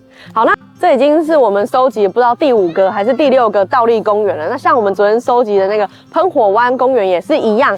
那它有一个很大的特点，就是它的游具哦都会非常的厉害。你看，像这个样子。对，那这一个它好像是唯一我们碰到没有室内的。倒立公园在设计上有一个很大的特点，就是风景一定是非常的优美，因为他们在设计公园的时候呢，一定会考虑全年龄层的族群，不会只为了单一年龄层的去做这样的一个设施。从这个场地来看啊，它枫叶期一定很棒。那我们刚刚开车进来的时候，我其实看到蛮多棵樱花树，那我在照片上面也看到蛮多人来这边赏樱了。我觉得如果是过2个礼拜，大概4月底来的人，应该是可以看到樱花的哦。日本人赏花的花样是非常的多，你看他们还可以在那里烤肉，他已经准备好那个烤炉给你，很棒哎！我觉得我其实蛮喜欢假日烤肉，然后小朋友玩一玩来吃那种感觉，不用想太多要去哪里，去公园就是一个很好的休闲活动。其实我们台湾也有类似像这样，但是那个场地是要付费，但蛮烂的，所以我们后来都没去了。然后我觉得日本最有特色就是这种云朵跳跳床，因为我觉得台湾没有，我不知道为什么台湾没有这个因为这个非常好玩我自己玩我都觉得好开心哦。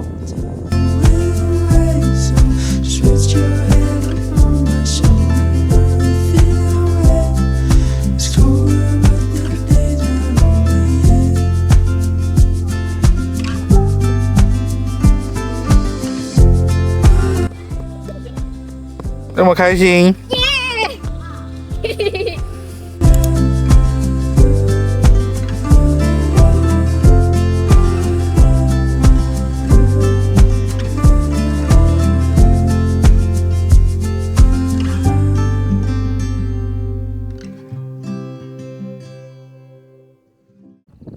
我们现在来到大沼国家公园，它位于居岳山脚下。那居岳山呢是活火山，我们最近呢在饭店里面喝到了蛮多居岳山的牛奶。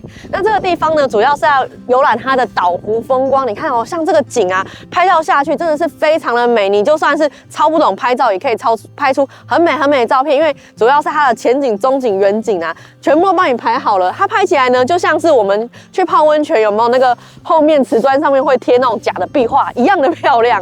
好漂亮，它就是前面就有湖景，然后又有树，中间有小岛，后面有大山，真的很漂亮。我们现在这个季节来呢，是它最丑的时候。它在秋天的时候可是赏枫名所哦。像这个周围呢，我们可以在附近散散步啊，你也可以租自行车，甚至呢，它还有游览船可以坐，你可以欣赏这个湖上面的风光。我跟你讲，后面那一座山啊，还有这些小岛啊，全部的那个都会红红一片，火红一片，非常的美。秋天呐，大家可以想象一下，如果火红的秋天，然后在那个树下，在这个沼里面漫步，是多么幸福的一件事情。这些景致啊，也是会诱发一些感触，就是平常不太怎么思考人生哲理的人呢，看到这个景呢，都不禁开始思考了起来。其实我也是有思考，就是思考说，今天早上要吃干贝还是鲑鱼？烦死了，鲑鱼卵。这个国家公园超级大的，然后你里面啊，怎么绕都绕不完，而且到处走到哪边都是风景。你看，我这边抬头，哇，随便一看都是很漂亮的地方，我觉得是很值得来走一趟的，尤其是秋天跟冬末好了，因为冬天雪太多也不好走。随便走，到处都哪里都很好拍照。你看我这样子哦，哇，你看这又是一个很漂亮的景了，对不对？国家公园很大，基本上是零死角的美景。不过呢，现在天气实在是太冷了，我只想赶快回到车上。如果有机会让我在秋季来到北海道的话呢，这个景点是我会想要再来看的地方。这里有大大小小的湖泊，然后沼泽，你就是到处去走，到处去拍就对了，一定不会失望的，一定要来。好啦，这一集就先到这边啦。这是我睽违10多年后再一次回到函馆。以前总觉得这座有点旧旧的城市到底有什么好玩的，但这次的再访已经是为人父的我，带着孩子走访这些温馨又佛心的小景点，父母也能在优美的风景中找到喜欢的角落。白天轻松的散步，看看风景，傍晚回到饭店泡个暖乎乎的温泉，再走进餐厅，一口口享用丰盛的生食海鲜。那一刻我才明白，原来我最喜欢的度假就是这个样子。你们也喜欢这样的度假方式吗？谢谢大家的收看，我们下一集见啦！这集我们要带大家跑一趟支笏湖、洞爷湖，还有羊蹄山这一带。这条路线可以真的说是从札幌出发 CP 值最高的一段。不但离市区不远，风景又是浓缩版的北海道。很多人来北海道其实都只知道洞爷湖，但我其实更喜欢的是支笏湖，觉得是道央地区最美最干净的湖。而这一带最好玩的就是一路上找羊蹄山的踪影，挑个最适合拍照的地方留下这次的纪念。这集我们也会整理好几个超好拍照的地点分享给大家参考，当然沿途的美景跟美食我们也不会错过。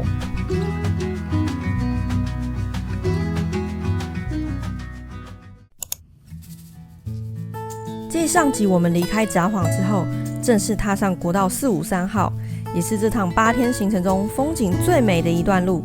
可能是昨晚下雪，也可能是雪还没融化，路上还看得到一些碎冰，但其实不用太担心。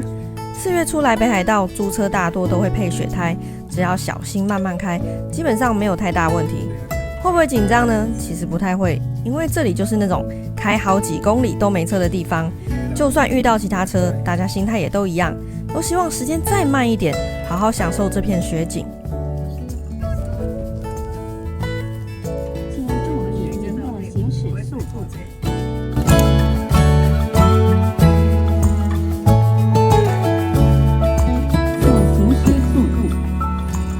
现在来到支笏湖，这个是它其中的一个展望台。那支笏湖呢，它其实是属于在千岁市境内，就跟机场在同一个地区，所以如果你是早早的下飞机呢，你其实可以来到这个景点，非常的近。刚从饭店出来的时候，我还在说啊，这几天看雪实在看得很腻，然后没有什么稀奇的了。这样，结果呢，我们慢慢上山的时候呢，马上就打了自己的脸，哇，这个雪景也太漂亮了吧！因为主要是路的两旁呢，就是都是白色的世界，然后呢，要有那个树啦，就是来到了圣诞节的世界的感觉。因为早上下雪的关系，所以雪还粉粉。然后我们阿嬷前2天已经有点看腻雪了，结果她这一趟最惊呼的就是刚刚这一段路了。好了，我们到支笏湖再跟大家讲讲看支笏湖的故事。好，走。接下来的这段路还是国道453号，真的很推荐大家一定要开上一段。因为这里的公路贴着湖边一路前进，两旁是延绵的山，山上还有残雪没融，美到会让人完全舍不得离开。甚至是回国的最后一天，我都还忍不住再来一次，也特地帮大家拍了这段空拍画面。有兴趣的朋友记得可以期待一下哦。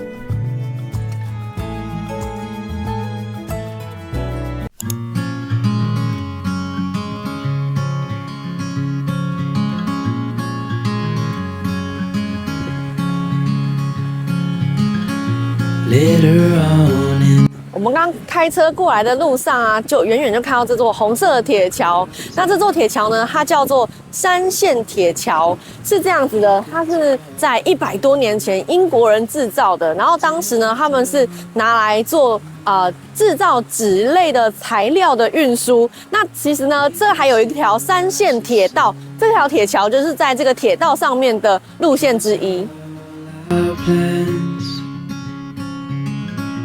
We don't need a reason why we just can't.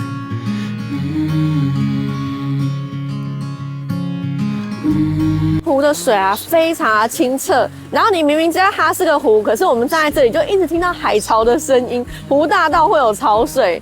然后听说呢，这边的水质呢是全日本湖泊里面呢大概水质第1、第2好的，它连续11年哦，日本水质第1名。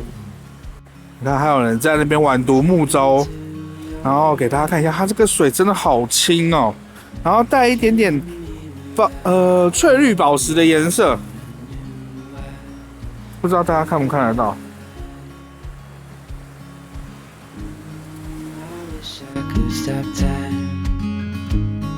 Stay in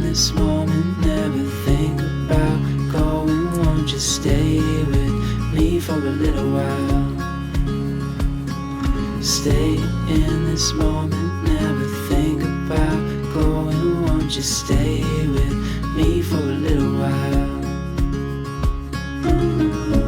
在北海道的观光重点里面有几个很重要的湖，那其中魔州湖跟知户湖呢就一直在争第1名。那我觉得这2个点呢有点不太一样的是，魔州湖它是在很高的地方，你这样子眺望下去，那知户湖的话呢，就是你可以贴着河边啊亲近它。湖边湖边，我真的还蛮喜欢的，尤其是开着车啊，贴着这个河边在走，超舒服的。关于知户湖的起源呢，有一个有趣的传说，相传呢它是出自于湖造神的手笔。那湖造神在制造这个湖之后呢，放进了很多的小鱼。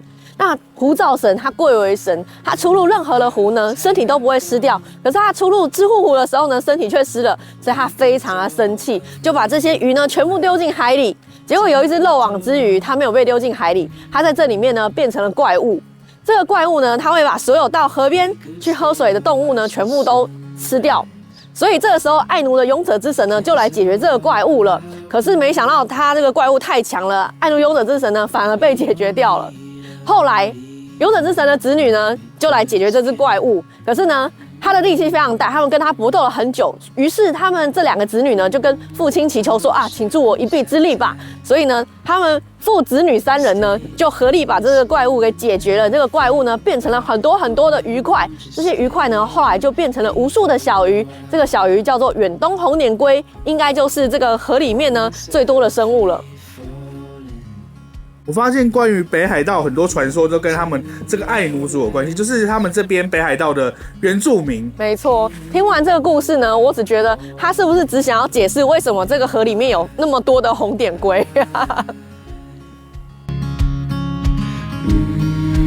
wish I could stop time and stay in this moment, never think about going. Won't you stay with me for a little while?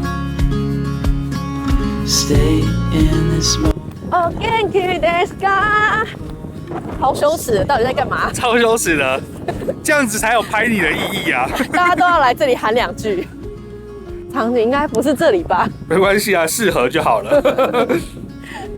感觉好像很好玩的感觉，他们好像什么钢铁侠之类的。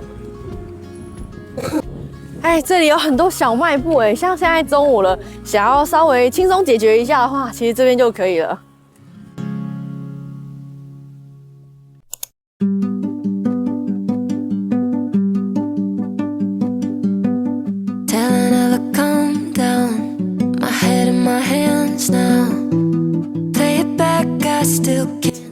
我们现在在知户湖的游客中心啊，你可以在这里面上厕所啊，买纪念品之外呢，它里面非常温暖，所以可以稍微躲一下寒风。重点是它里面有寓教于乐的功能，我觉得它已经很相当于我们那种林业博物馆、林业展示馆的那种规模了。你可以在这边啊看到一些关于知户湖附近的地质啊，还有物种的介绍，蛮好玩的。只要按下去这个按钮的话，就会发出这个品种的鸟叫声。你有在敲诈玩具了是不是？ Tell me we're over. Tell me that you and I have a chance. Oh, tell me it's over. Tell me we're over. Swear I traded all to get us back again. Don't know how to talk to you the way that I used to do. Nothing but negative space in our living shrug it off, say it's nothing, but we both know that just isn't true. Baby, I can't.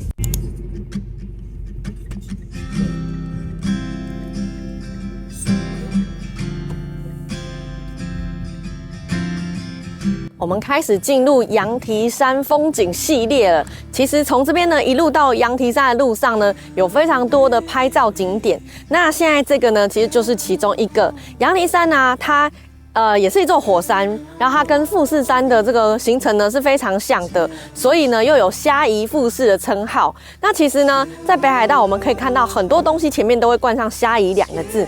那虾夷呢是古代日本呢对于东北地带啊北海道这一带的民族的称呼。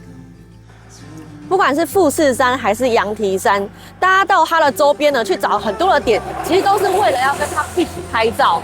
那像这个地方呢，它就是可以把整个羊蹄山啊，还有道路一起收藏到你的画面里面去。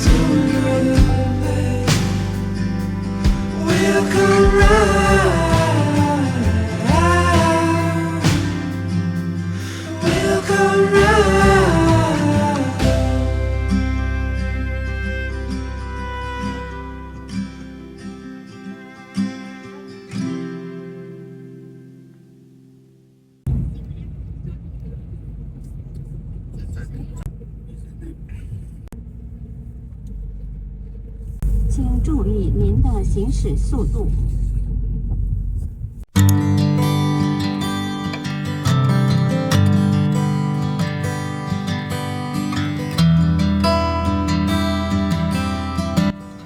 我们现在来到羊蹄山涌水公园，也有人说这个叫做出水公园。那它是日本的名水百选之一。我们之前呢，其实有收集过蛮多这个名水百选里面的景点。我们进去看看吧。I can see birds flying. 这个地方呢，就是涌泉的出水口。据说出水量非常的惊人，每天8万吨，是30万人的生活用水啊。这些涌泉的水呢，它是从羊蹄山上的雪水或者是雨水进入地底下之后，过滤了很久很久，然后才从地底冒出来的。据说啊，有几十年之久。这个样子累积的矿物质一定超多，而且很多人都在那边装水，让我们来装一下。对，水流深就非常的疗愈。那常年呢，它的水温其实都保持在6.5度C，所以呢，大家可以挑不要那么冷的时候来。现在这边真的好冷哦，夏天的时候真的是非常凉爽的。好适合做牛粉。真的。We can grow together.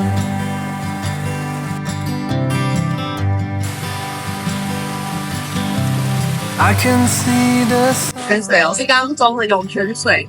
人家都拿超大瓶的装，只有我们拿那种小罐。这如果在台湾的话，可能会变成洗车工具啊。来，我们喝一口看看，喝一口看看。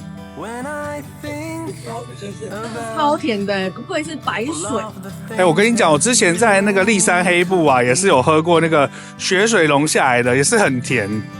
大家有碰到这种的话，尽量就去给他喝看，应该是不会落晒啦。一定要尝试看看，很好喝。我觉得日本人真的非常会运用当地的特色来开发特产，像这边呢，他们就是因为水很好，就运用这边的水呢来制作咖啡、制作布丁。那来到这边呢，就会很想要尝试一下。其实不止啊，我们台湾也会啊。你看，像深坑那边水也很好，也是有咖啡啊，然后豆腐之类，所以我们等一下会去吃豆腐。其实也是好。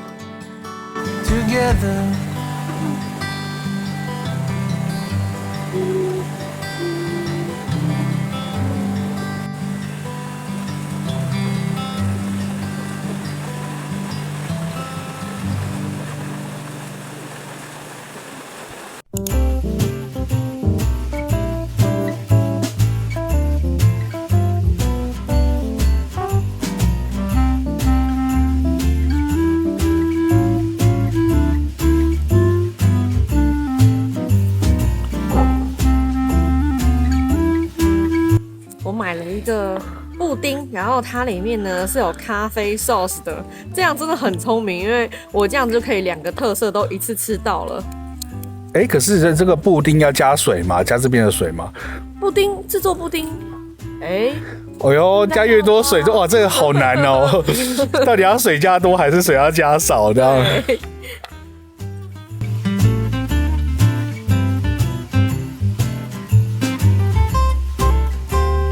它非常的滑，然后进去了之后呢，它会其实有点半熟的状态，咖啡味呢也很浓厚，我甚至都还没有挖到最底下的咖啡的酱。那一段很难讲话，因为我不知道为什么放进嘴巴之后，我的口水就一直分泌出来。我又想说，我现在到底要吞口水，还是我要继续讲话？对，大家有来的话可以吃一下。很好吃，可是其实不便宜，一个要421块日币。其实我们在台湾有一些有这样子的，也会卖到100多块，所以100多块台币哦。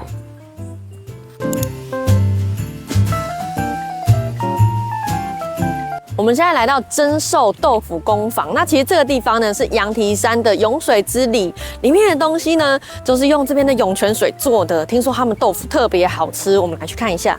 这边一样是可以装涌水的，所以这门口也看到一大堆人在装涌水。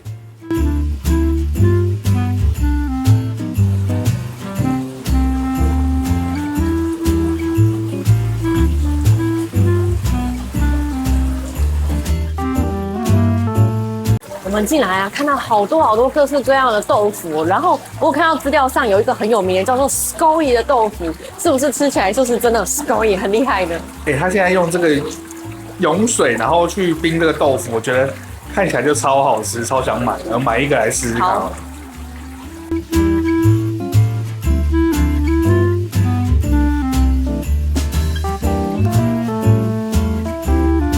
调味料的话呢，还要另外付费的，然后它有酱油跟盐巴2种选择。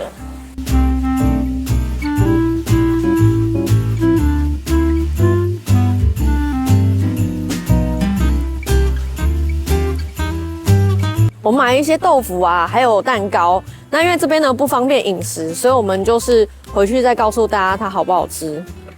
帮大家试这个甜点就好了，其他我就打在荧幕上让大家看好不好吃就好啦。这个是什么？芝麻豆腐。试试看。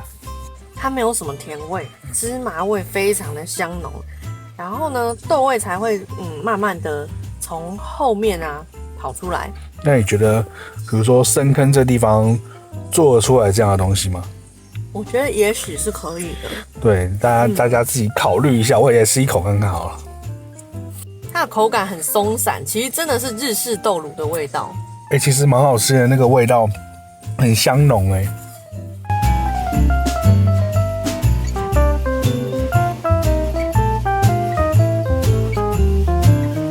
这家店真的蛮推荐大家来的，可以来买豆腐装水。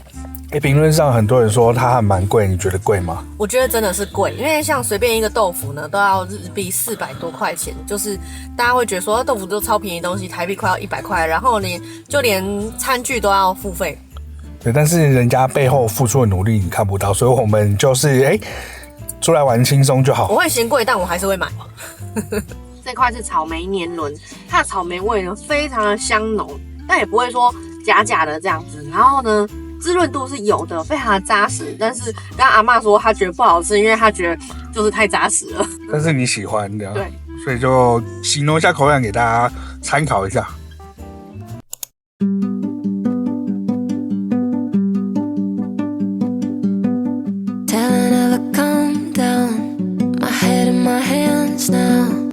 这里是真寿村的街道，然后这一条是县道97，大家都会来这个地方呢拍羊蹄山，因为这里拍起来羊蹄山非常的大颗，而且呢又加上笔直的道路，拍起来很漂亮。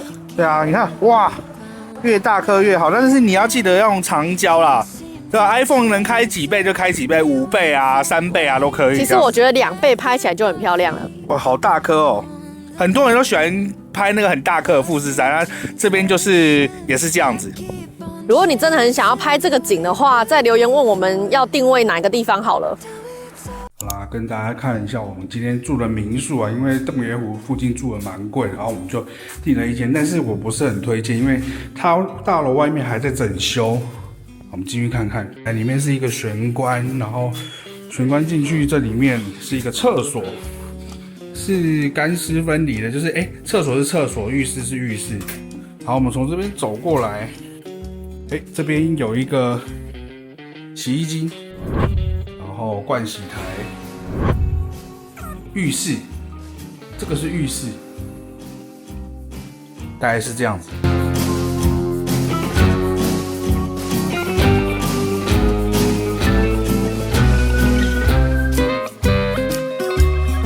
然后我觉得3代同堂不是很推荐，为什么呢？因为进来这边是个客厅，看起来都还 OK， 但是它这边竟然没有把它盖起来，所以我觉得蛮不及格的。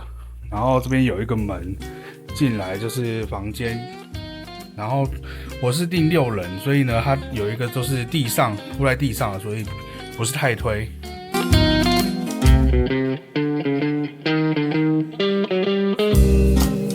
厨房跟餐厅，那厨房的范围我觉得不太大，真的要弄点什么东西的话，其实也不是太顺手。那下面有微波炉，有冰箱，那它的瓦斯炉是明火的。对，但是它就是把它跟客厅啊，然后还有房间做在一起。它如果盖起来就还好，但是没有盖起来的话，我就觉得不适合家庭。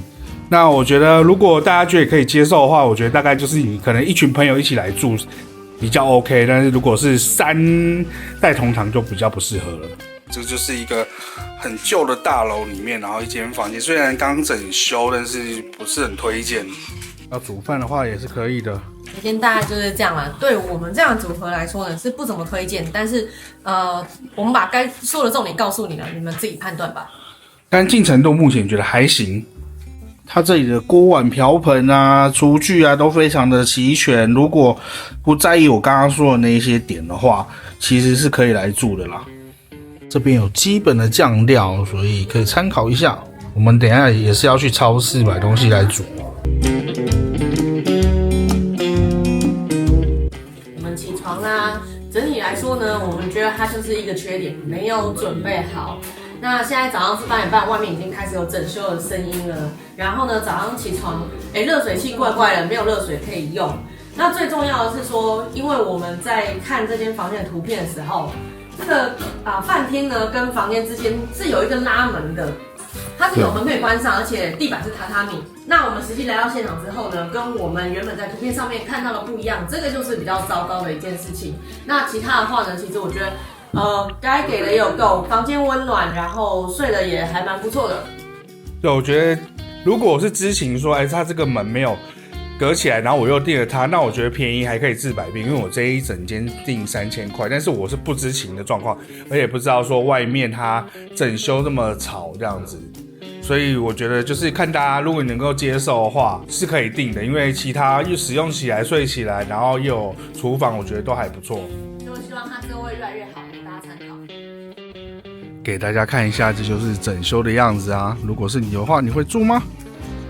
地理位置其实算方便，这边这条路走下去，直直走就到洞爷湖啦，大概1分钟2分钟就可以到了。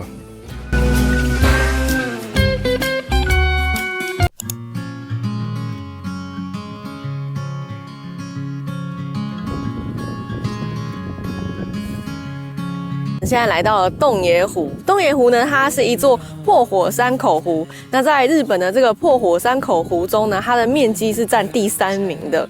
那我们来到洞爷湖呢，是可以坐观光游览船。它的游览船啊，长得像一座城堡一样。我们刚刚看到这个城堡，对，就是游览船的上面呢飞了很多鸟，所以我猜呢，他们可能也有喂一些东西，在吸引这个鸟过来，拍照起来非常的漂亮。那你乘坐游览船呢，可以在这个湖泊中呢，看到4座无人岛。那其中呢，有一座叫做大岛，这座岛呢是可以下去参观的。上面有一座博物馆哈，有一座森林博物馆。那另外呢，还有一个比较有趣的叫做中岛。中岛上面呢，据说有蛮多的鹿，可是呢，它不是原生在上面的，而是在之前呢，有人就是调去了一头雄鹿，陆续之后呢，又调了一头母鹿跟一头怀孕的母鹿。此后呢，就繁衍出了400多头鹿，真的太强了吧！所以里面看到的那些鹿全部都是他们的子孙，没错，子孙满堂就是这样子。现在游览船在中间的岛那边，看一下，哇！我来过洞爷湖，这算是第3次了。我每一次都没有觉得我有喜欢它，就是没有觉得它很漂亮啊。它的确跟其他的湖比起来呢，就是一个没有比较、没有伤害的那一种。可是游览车他们都会来这边，而且是非常有名，基本上来北海道的人一定会来的。我觉得最主要有一个原因，就是因为它的丰富的温泉资源，这个湖畔啊，全部都是这种高级温泉饭店，其实蛮爽的。对，所以呢，如果可以边泡温泉边看那个湖景，的确是会让人喜欢的原因之一啦。我第一次来的时候啊，就是住高级饭店，我从那个饭店里面看出来，永远比湖边漂亮。所以重点就是要花钱才会比较漂亮，要氪金的。他们里面的饭店真的是很爽，而且buffet很赞，温泉也很赞。我觉得是你的心情影响了你的这个审美。看在这边用餐多开心啊！我们已经连续吃了3天的海鲜冻，今天早上没吃就觉得有点怪怪的。我跟你讲。洞爷湖我觉得没那么漂亮，是我自己的问题，我的口袋不够深。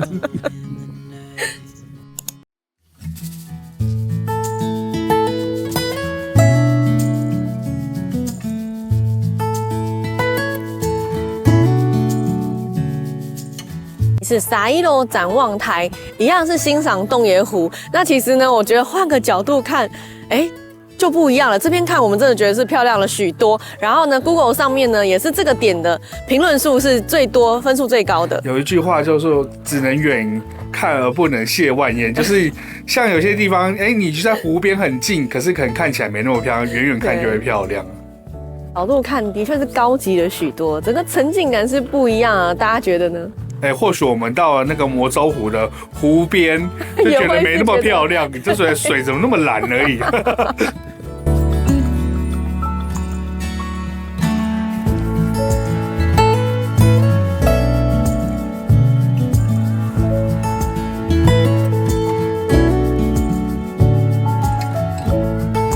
大家讲啊，它这边除了是展望台以外，旁边其实还有直升机的停机坪，它是可以带你去游洞爷湖的。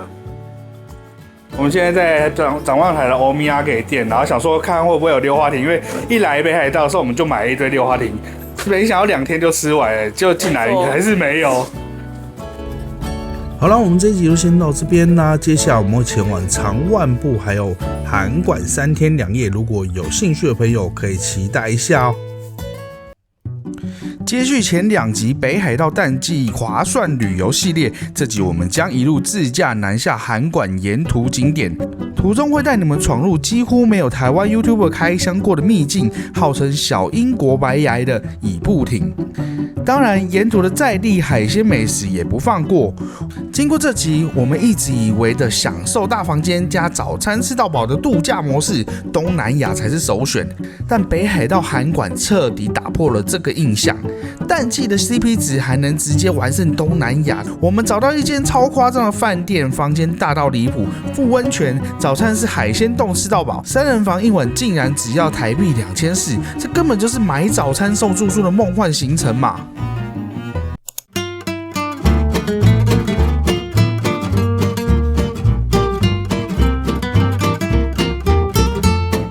这里是长万部38饭店，很特别的店名就是那个38。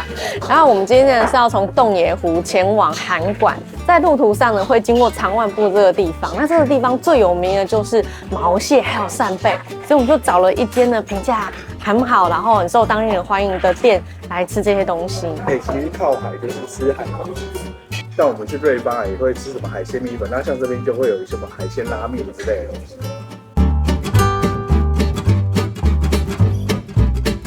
这一碗是炒饭，你以为它是普通的炒饭吗？不是，它上面有蟹肉，应该是真的蟹肉啦，总不是来到这边，对，总不是来这边还放什么罐头或者加工品给你吧？我跟你讲，这边最有名就是螃蟹便当，那个便当里面的蟹肉是风干后的那种蟹肉，所以很多人说太干了。那它这一间的饭上面就是新鲜蟹肉，就是一个海鲜过剩的城市的做法。还拿去一点嘛，这个950块，950块日币哦。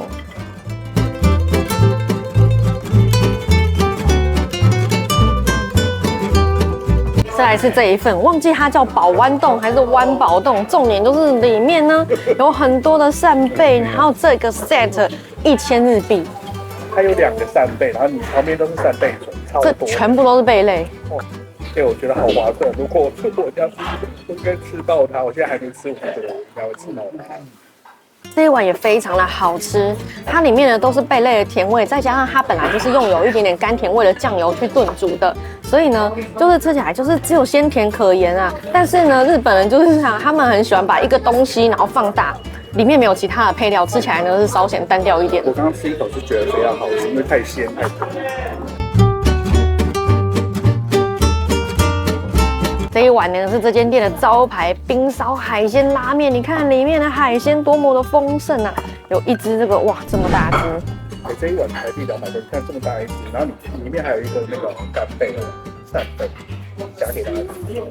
这么完整的扇贝，大颗哦。然后这个应该是蛋菜还是什么新鲜的蛋菜，对之类的。虾子，这碗拉面很有趣，我们就前一阵子到北海岸那边去闻到了那个绿石槽那边海水的味道，然后这碗汤呢就很重现那样的味道。然后其实我觉得来一克泡面呢也是还蛮重现了那个海鲜汤的味道，这个吃起来超像浓郁版的来一克，很像从海里面捞起来的东西，然后直接吃，不是不好吃，是很鲜的那个。没错没错。它因为它做成原味，所以就咸咸的很好吃，单纯又好吃的味道。然后另外阿嬷呢点一个比较中华式料理的这个烩面，看起来是很好吃。我们吃完再跟大家讲。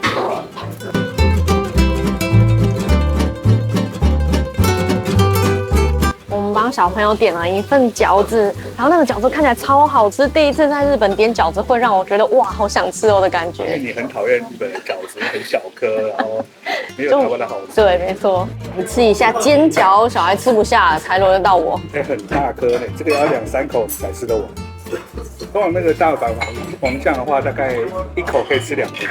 它里面呢，基本上都是剁碎的高丽菜，很鲜甜。然后它虽然看起来很大颗、很饱口，可是其实它的皮跟内馅之间是有空隙的，但是还是好吃的。我跟你讲，这间店感觉就是中华料理，对不对？好，这个饺子没错没错，好吃的。我跟你们说超夸张啊！刚刚这一碗味噌汤里面还有小猪背，本来以为只是普通的，然后刚刚这一碟呢，它是用有点像清酒味道去腌制的，好划算，真的很夸张哎。形容你摸把给成品后。您的行驶速度。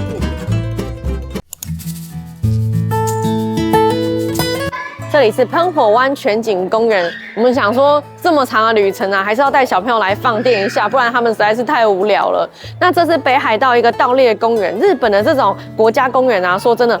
不用说，里面设施都是非常的好，而且完全都是免费。那因为现在北海道呢是属于冬末初春，外面还蛮冷的，而且才刚融雪而已，所以外面的部分呢是都还没有整理好，没有开放。外面是有人去。对，然后所以呢，我们就带小朋友来室内的玩。那室内的其实也非常的足够了。好玩吗？好玩。你要撞到人了。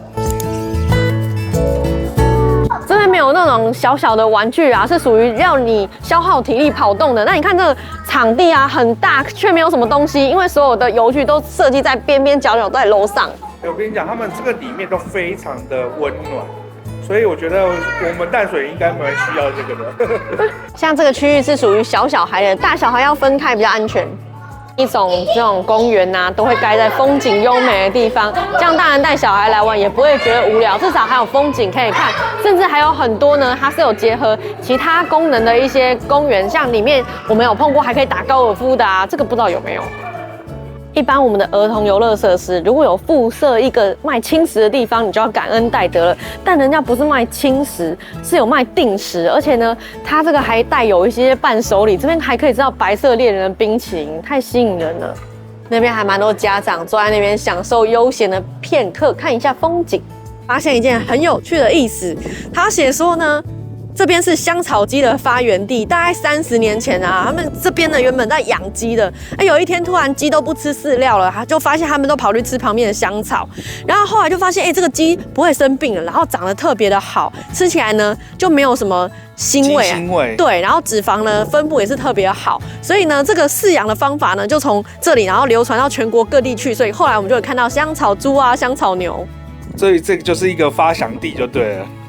我们现在来到这里的欧米亚给店，发现里面就有不二家，然后现在看到才知道说，原来啊不二家就是在北海道的巴云町出生的。这里就是巴云町。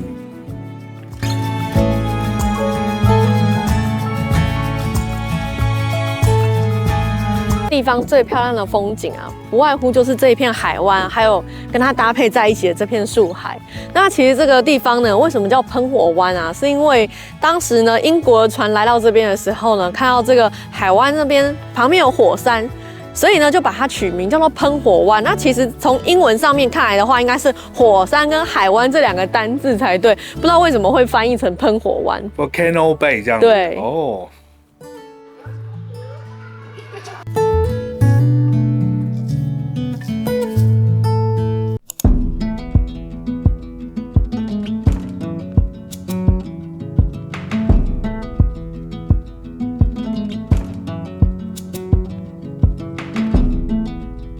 我们在要去函馆的路上啊，绕路来了这个地方，叫做同濑海岸。那这个地方还有一个奇怪的岩石，叫做库古里岩。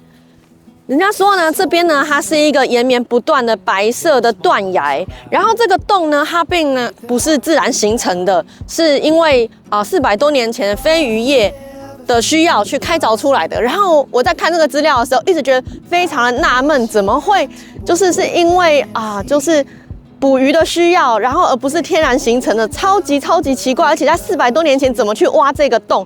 那能查到的资料其实非常的少，因为其实这个地方我想应该外地游客很少会知道。大部分都是日本当地的游客，所以中文的资料有够少。那如果我有讲错，大家知道的话呢，再麻烦帮我留言补充一下。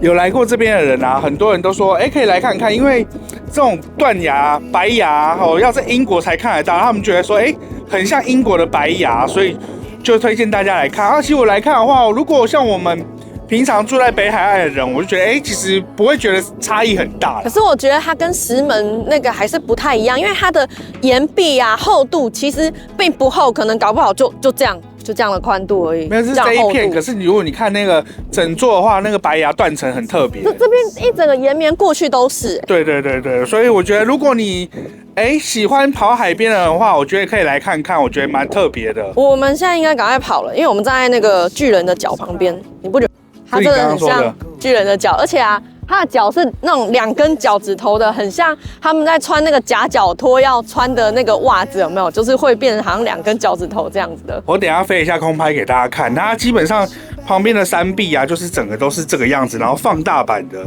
好啦，就带大家看一下。我觉得不是有很多人来北海道会来到这种地方啊，我就飞给大家看啦。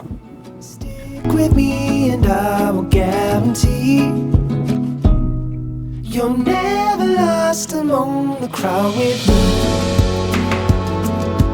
Never lost among the crowd with me. Everywhere you go, I'll be.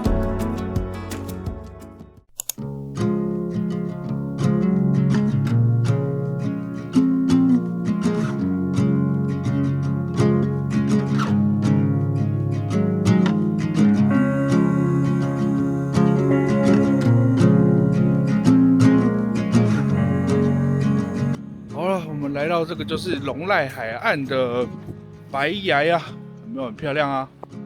然后刚刚那边是它一个风化的地方，给大家看一下。哇，我等一下再继续飞这边空拍、近拍给大家看。那我觉得，如果你真的闲晃北海道很长的时间的话，我觉得是推荐来的，因为真的蛮特别的，没有在别的地方看到。那如果你真的想要看这个，搞不好要跑到英国，虽然说可能没有像英国那么壮观呐。好，给大家参考一下，这个我觉得应该蛮少 YouTuber 有拍过的。我算是第一个吗？应该不是啦。啊，你看，就是那道光，大家有看过这个广告吗？秋太还是决定来看一下了。你觉得有漂亮吗？还蛮特别，但你要说多漂亮吗？我觉得见仁见智的。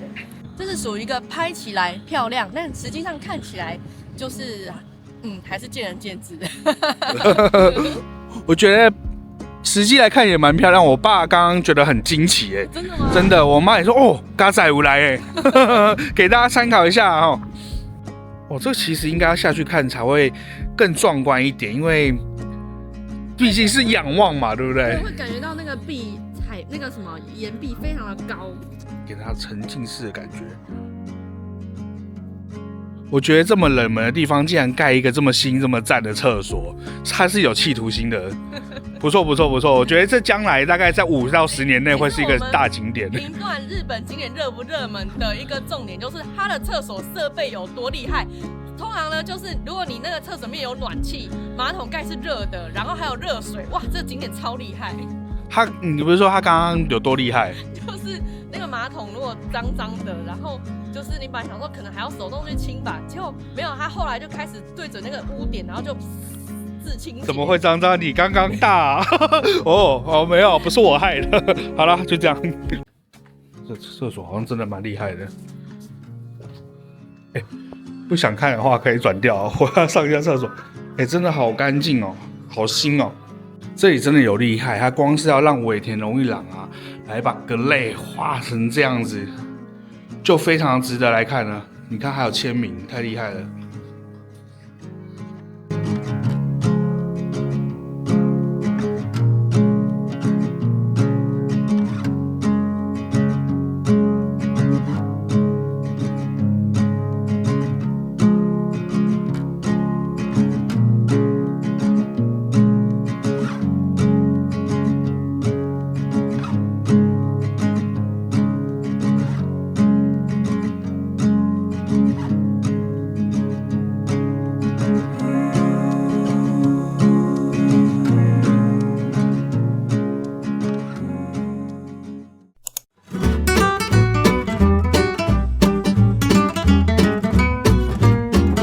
来北海道这么多次，我都还没有吃到小丑汉堡，今天终于可以吃到了。你来补考一下，很划算这个很大一个我很久没吃了，我都已经忘记它这么大一个。我们算了下价钱呢，觉得应该是跟吃摩斯汉堡差不多的。然后刚刚想说，跑来吃汉堡，阿公阿嬷可能会不太习惯，结果没想到也有冻饭可以吃，而且很划算。对，我们点了一个炸鸡便当跟一个猪排饭，然后那个饭类的大概就是落在800、900块，7到900，不是6到900块日币之间。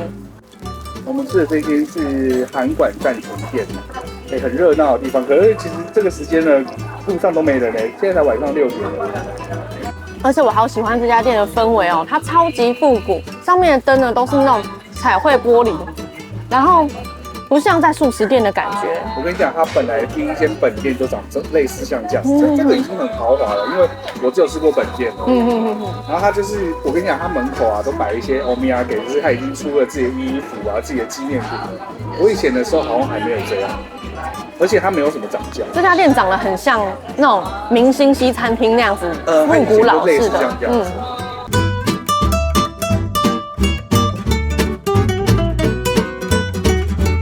我们点了5个汉堡，它基本上呢是炸鸡汉堡，那其他的配料呢，你也可以单独点，不要鸡都是 OK， 或者是炸鸡再加上起司再加上蛋之类的，变化蛮多的。我记得它的口味啊，就有点像是好吃的韩式炸鸡，然后外面包了那个汉堡的皮，你试试看是不是这样子？好好吃哦，但是呢，我们觉得不到世界好吃，可是呢，算一算，其实比摩斯麦当还要便宜，因为它单点一个汉堡大概是。就400多块日币，大家自己算，不到100块台币。然后呢，里面的鸡肉非常大块。那它美乃滋虽然挤的还蛮多，可是因为它是有带一点酸味的，所以我觉得还蛮解腻，不至于会到觉得恶心。因为其实我是不爱吃美乃滋的人。然后再来呢，它的面包皮啊，我觉得很像我们很常吃的那种美而美、麦味登的烤的好吃的那种汉堡皮。我跟你讲，如果有那个套餐要点起来，因为它的薯条超级好吃。对，基本上北海道马铃薯都超好吃的。好，然后再来是它的薯条呢，还有加上起司跟肉酱。那个肉酱呢，不是番茄肉酱，我觉得有点像牛排酱的感觉。好吃好吃，所以推荐大家如果没吃过的话，试一试。如果你来了之后，你都会想要再吃看，就是这样子。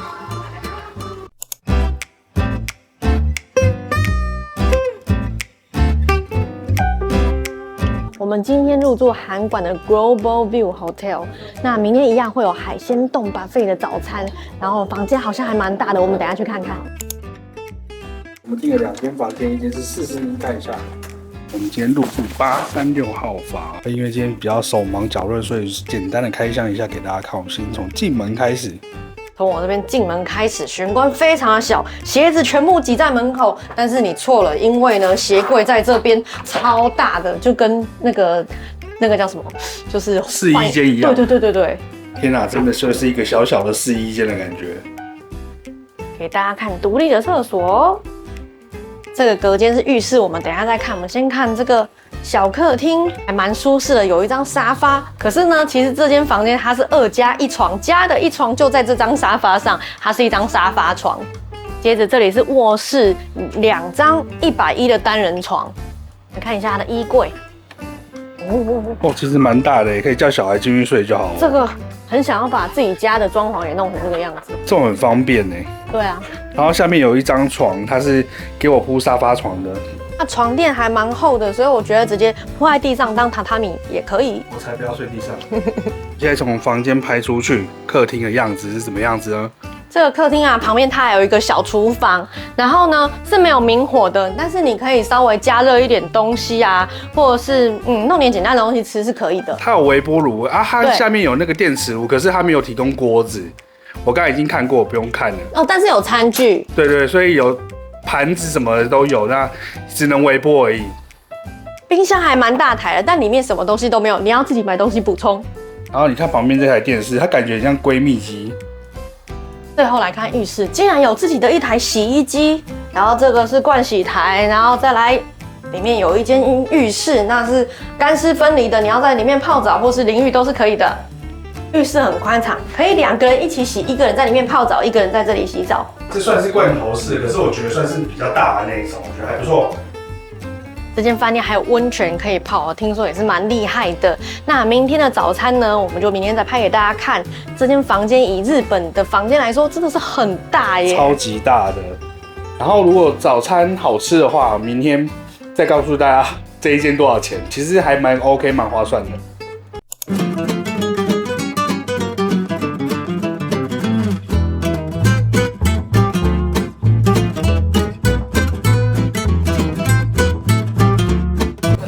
吃早餐超豪华的，所以呢，它的早餐要分时段，不然的话，餐厅太小，容纳不下那么多人。跟你讲，最让我惊讶的是，它竟然早餐还有配酒，而且不是随便呢，就是红酒、白酒、清酒3种让你选。生鱼片种类也超多的，我光是拿生鱼片，我的盘子都占满了，其他的熟食我都还没拿到。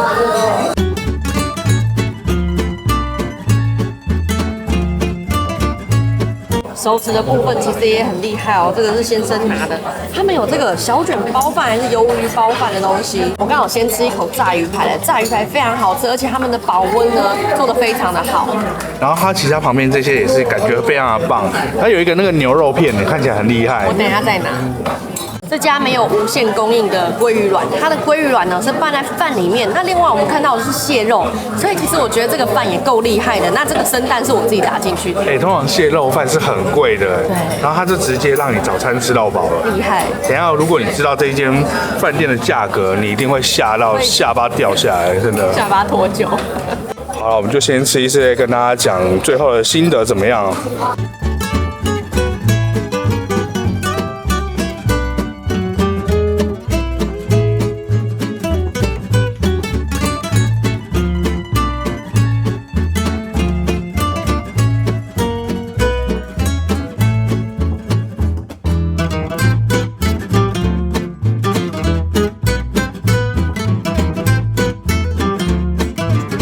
这里的生鱼片很有水准哎，就是有点像是我们在外面啊餐厅随便吃到的那种海鲜冻一样的等级，当然不是那种名店的啦，可是就是这样。好吃哎，我觉得这是我们这几天吃里面生鱼片品质最高的一间了。哦，其实口味也是这间最棒的。烟熏的煎鱼超级好吃的，恰到好处。通常这种东西都给你就是袅袅的这种，结果它很新鲜，很好吃。很好吃，就连鲑鱼看起来不怎么样，但吃起来是比其他的好吃很多。我跟你讲，那个鲔鱼泥啊也很厉害，就是吃起来就是很鲜活。一般最不喜欢吃的就会是这种东西，但是它超好吃。哦，这也很过分哎，这也很好吃哎。它肉超肥的，我还没吃到，不过看起来是真的真的好吃，真的好吃。早餐吃饱啦，真的非常的满足。这样的阵容呢，就算放到晚餐来，我也不会觉得是太简单的。在讨论，如果在台湾的话，这样的早餐呢，我们愿意花一个人600块的价钱吃，那这样我们家一家4口6次24，2400，我们这一晚呢，住宿的价钱应该还不到2400。对，它3人房。对啊，而且我跟你讲，今天是什么，你知道吗？礼拜6的晚上，礼拜天的早上。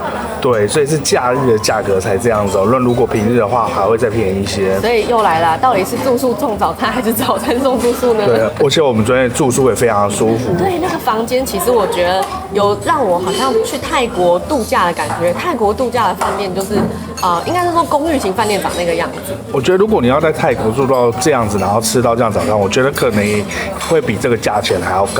所以我觉得这里超棒。我如果哪一天有空，我会专程跑到韩馆来住这个，我都会觉得很棒这样子。我们只有2个人的话，我们可以订双人房就好，那个才1000多，不到2000，好便宜，含早餐，那夸张。我会觉得有点羞愧。平日来住，这个早餐太厉害了。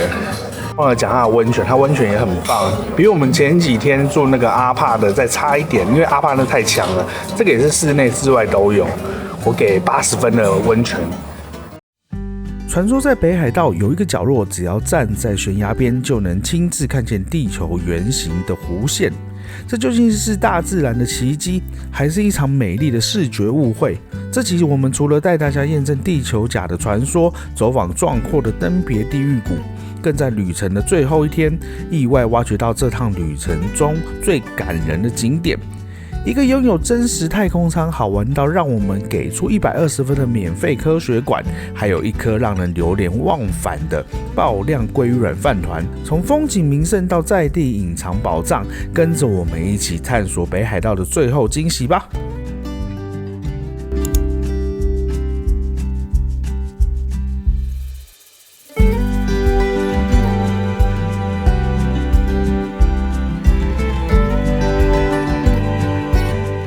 这个地点呢叫做地球甲，这个是什么神奇的景点啊？我刚刚来到这个景点路上呢，充满了想象，然后说到底什么叫做能够看到地球的弧线呢？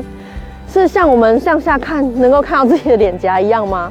就来到这边呢，哇，整个海平面一望无际。那它的确呢有一点特别的地方，就是我们平常在看海平面的时候呢，通常会是这样子直的线嘛，然后跟天空形成叫做天海一线，对不对？可是这个地方呢，你就是环绕这边望过去，它的弧线是长圆圆的，但是呢，至于是不是地球的弧线呢，我就不得而知了。到底是说故事的功力比较强呢，还是它真的是地球的弧线？好，你先借过哦。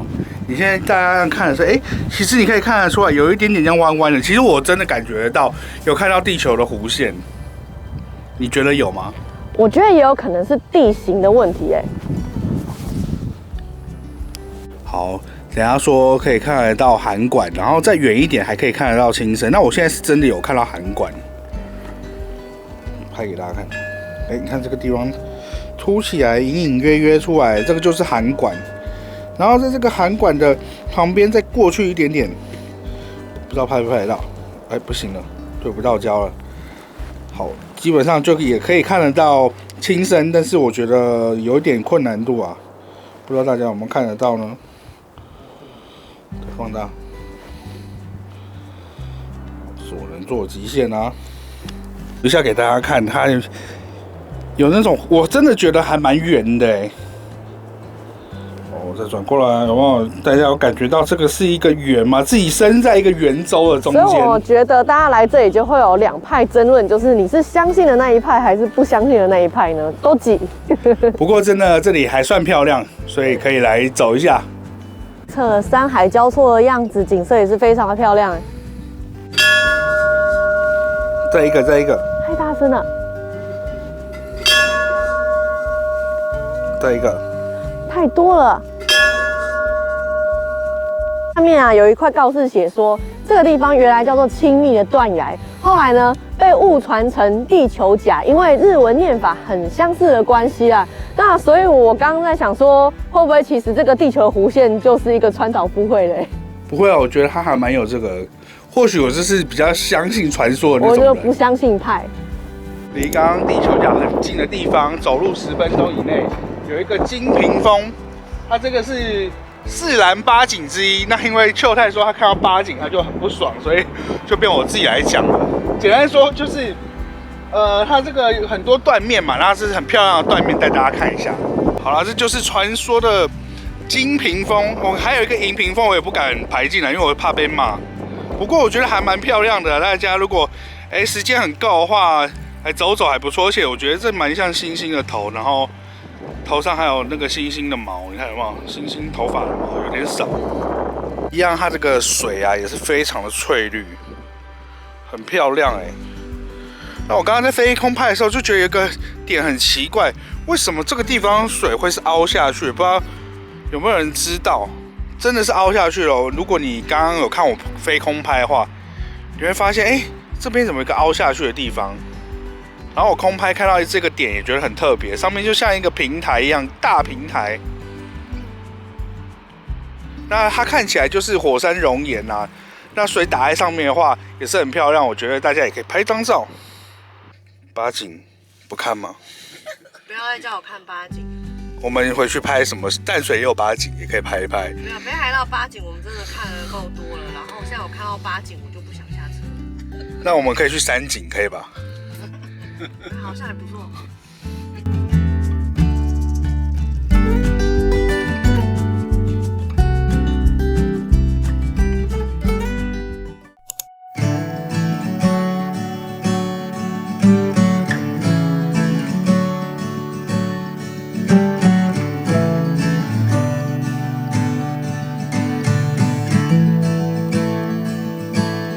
还是下车了，这个也是4蓝8景之一，叫做 Dokkarisho， 惠饼半岛外海岸。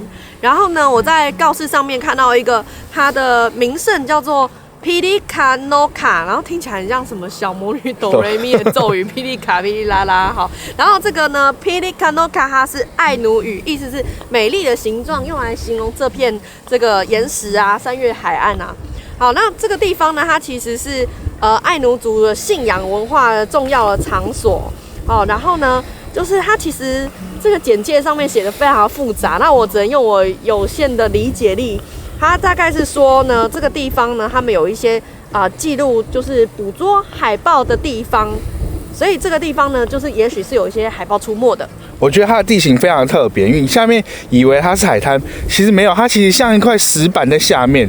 你会发现，如果我等一下拍近的给大家看，你就会知道了。而且其实旁边的岩石真的长得是非常的漂亮又奇幻。那整个海域呢很漂亮，我觉得有海豹出没也不奇怪。我们刚刚上一个8景之一，只有我一个人下去，结果我妈他们刚刚看到这个时候，大家全部下来，然后我爸说：“你不来空拍？”一直问我要不要空拍，他意思就是叫我去空拍，因为这里够漂亮。我觉得大家值得来，比地球甲还值得。我妈说，地球甲可以不用去，这里一定要来。我觉得好漂亮哦，真的很漂亮。好，来大家自己体会。我等一下飞一下空拍给大家看，顺便飞给我爸看。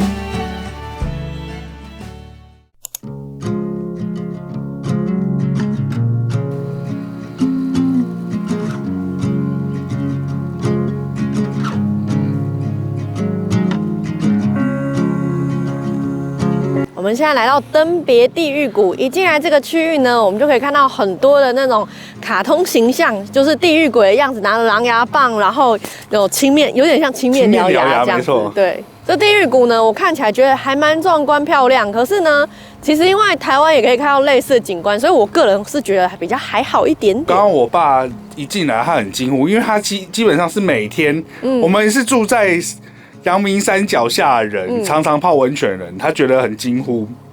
其实我觉得蛮漂亮，因为如果是台湾就是北投那边的话，看下去只有白跟黑黑的这样子，这边还多了一个这种铁锈的这种土的感觉，红土色。对对，所以我觉得是蛮漂亮，而且很壮观，而且它整个步道做得非常的漂亮，所以我觉得是值得来的。因为我刚刚是问你一个问题，说，这个如果是秋天的时候或春天的时候，会不会有樱花或红叶？那你说有这边，对，那我就觉得如果是红叶的时候，它开满了，这样子就会很漂亮，很漂亮。我跟你讲，如果是前2个礼拜这边雪还有在的时候，其实也蛮漂亮的。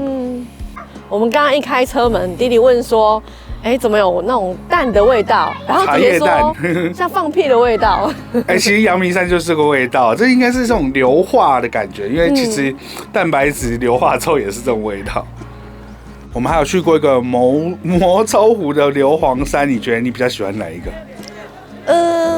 那好像这个还漂亮一点。那个其实我很喜欢，因为我觉得它好广大，而且它空拍飞过去，整片尤其是有红叶是好漂亮哦。我觉得是风景真的看太多了，然后我的喜好可能不在这里。我跟你讲，这边就是因为有铁泉，所以才会有这种氧化铁的颜色，所以算蛮特别。其实北投就只有一个地方，是小撮地方有这个，可是已经被封起来了。我很喜欢那个温泉，桂子坑吗？真的很棒。跟大家讲，如果你老婆不想走过去，你跟她讲说，过去那边拍照照片，她就会拍给你照了，真的。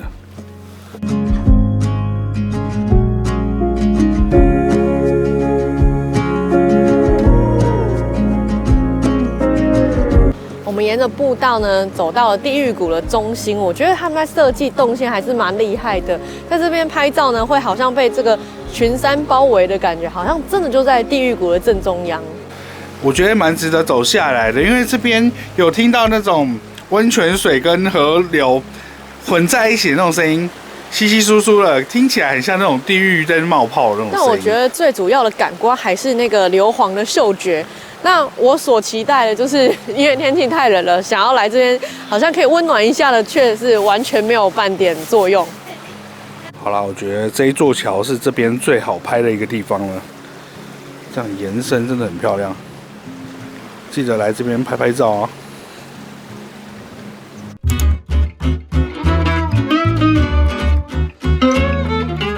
来到了最后一晚的住宿啦，我们今天住千岁市的 Western Plus， 好难念。这间价钱还蛮划算的，是7200日币3人房。那我们等下就直接去看房间。虽然说3人房其实是有4张床的，备品一样是在大厅可以自取。我们今天入住701，一走进玄关呢，就闻到微微的烟味。那我们有用除臭剂去处理一下就好多了。他们其实柜子里面都会有，那个其实蛮有效，一除马上就有感觉。但是我跟你讲，北海道我住过很多次，常常都是写纪念房就有烟味。玄关这边脱鞋子空间其实还蛮大，而且下面呢有一些储物的空间，你可以把行李塞进去，还蛮不错的。衣柜在这边，密闭式的，它的衣架很多，这个是个很棒的优点。目前我们还在玄关区，然后厕所也在这个地方。它整个玄关还蛮大的。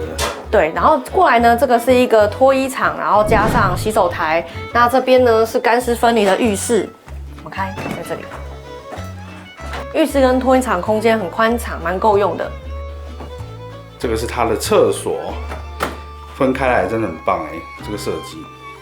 卧室跟玄关之间有一个拉门，这个设计也很不错，因为这样你晚上起来上厕所就不怕冲水声吵到别人啦。这个房间呢，整个是一个比较新潮的榻榻米的风格。那我觉得因为是合适的关系啊，所以它很多家具可以省略，它让整个环境呢是比较多功能可变化的。因为像它旁边呢有一张桌子，是你可以自由选择说啊，你要现在要把桌子收起来呢，还是要把桌子弄下来，你要吃饭。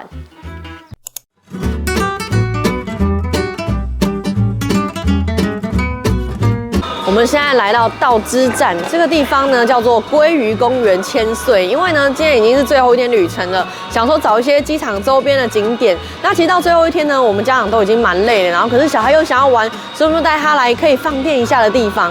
这是我搜寻到附近可以玩的地方，然后家长又可以坐着啊，看看买东西啊，吃饭的。这边有卖很多蔬菜水果，那当然，如果你已经最后一天了，也不是住民宿买蔬菜，你没办法，那可以买一些水果总 OK 吧？但我觉得前一天晚上可以来这边买，里面其实卖蛮多吃的啊，因为我早餐就是没有吃，所以我就准备来这边买。这个饭团是这边特色，还是温热的。对啊，这边是鲑鱼，所以它有很多鲑鱼卵的产品。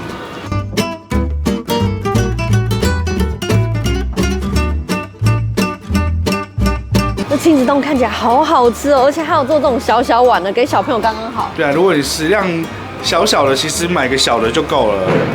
来这里还是吃得到海鲜冻，像这个五色冻啊，才1100多日币而已。而且它也有做迷你碗的。对。而且我跟你讲，它应该是跟这边饭店有配合，因为我跟你讲，我在千岁附近啊，早饭店没有一间在做海鲜冻的。真的假的？对，就是说早餐是没有海鲜冻的这样子，所以我觉得应该是有配合一下。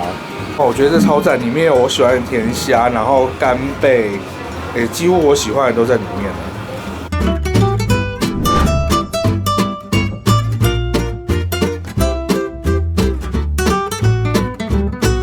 这里面有一个小小的超市，里面卖了很多鲑鱼的相关制品，还有搭配吃这些东西的酱油。那其他的海鲜加工品呢，也是非常的多。我跟你讲，最近在北海道的餐厅里面都有看到这个标志，就是它这个上面这个符号，不知道是什么。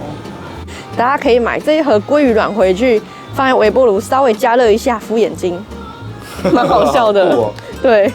我一直都在怀疑啊，《七龙珠》的作者啊，是不是看了7颗鲑鱼卵？这边也有好几家餐厅在这边。那其实不只是海鲜类的，也有一些定食啊，甚至甜点在这里。你看这个草莓超级诱人的，这是草莓糖葫芦吗？还有草莓团子，它都做鲑鱼的主题，这个就是洄游的意思嘛。最主要是这边还有一个亲子区，我们把小孩放在这边放电一下。然后外面呢，其实也有游乐设施，可是今天下雨，所以我们就没有到外面去了。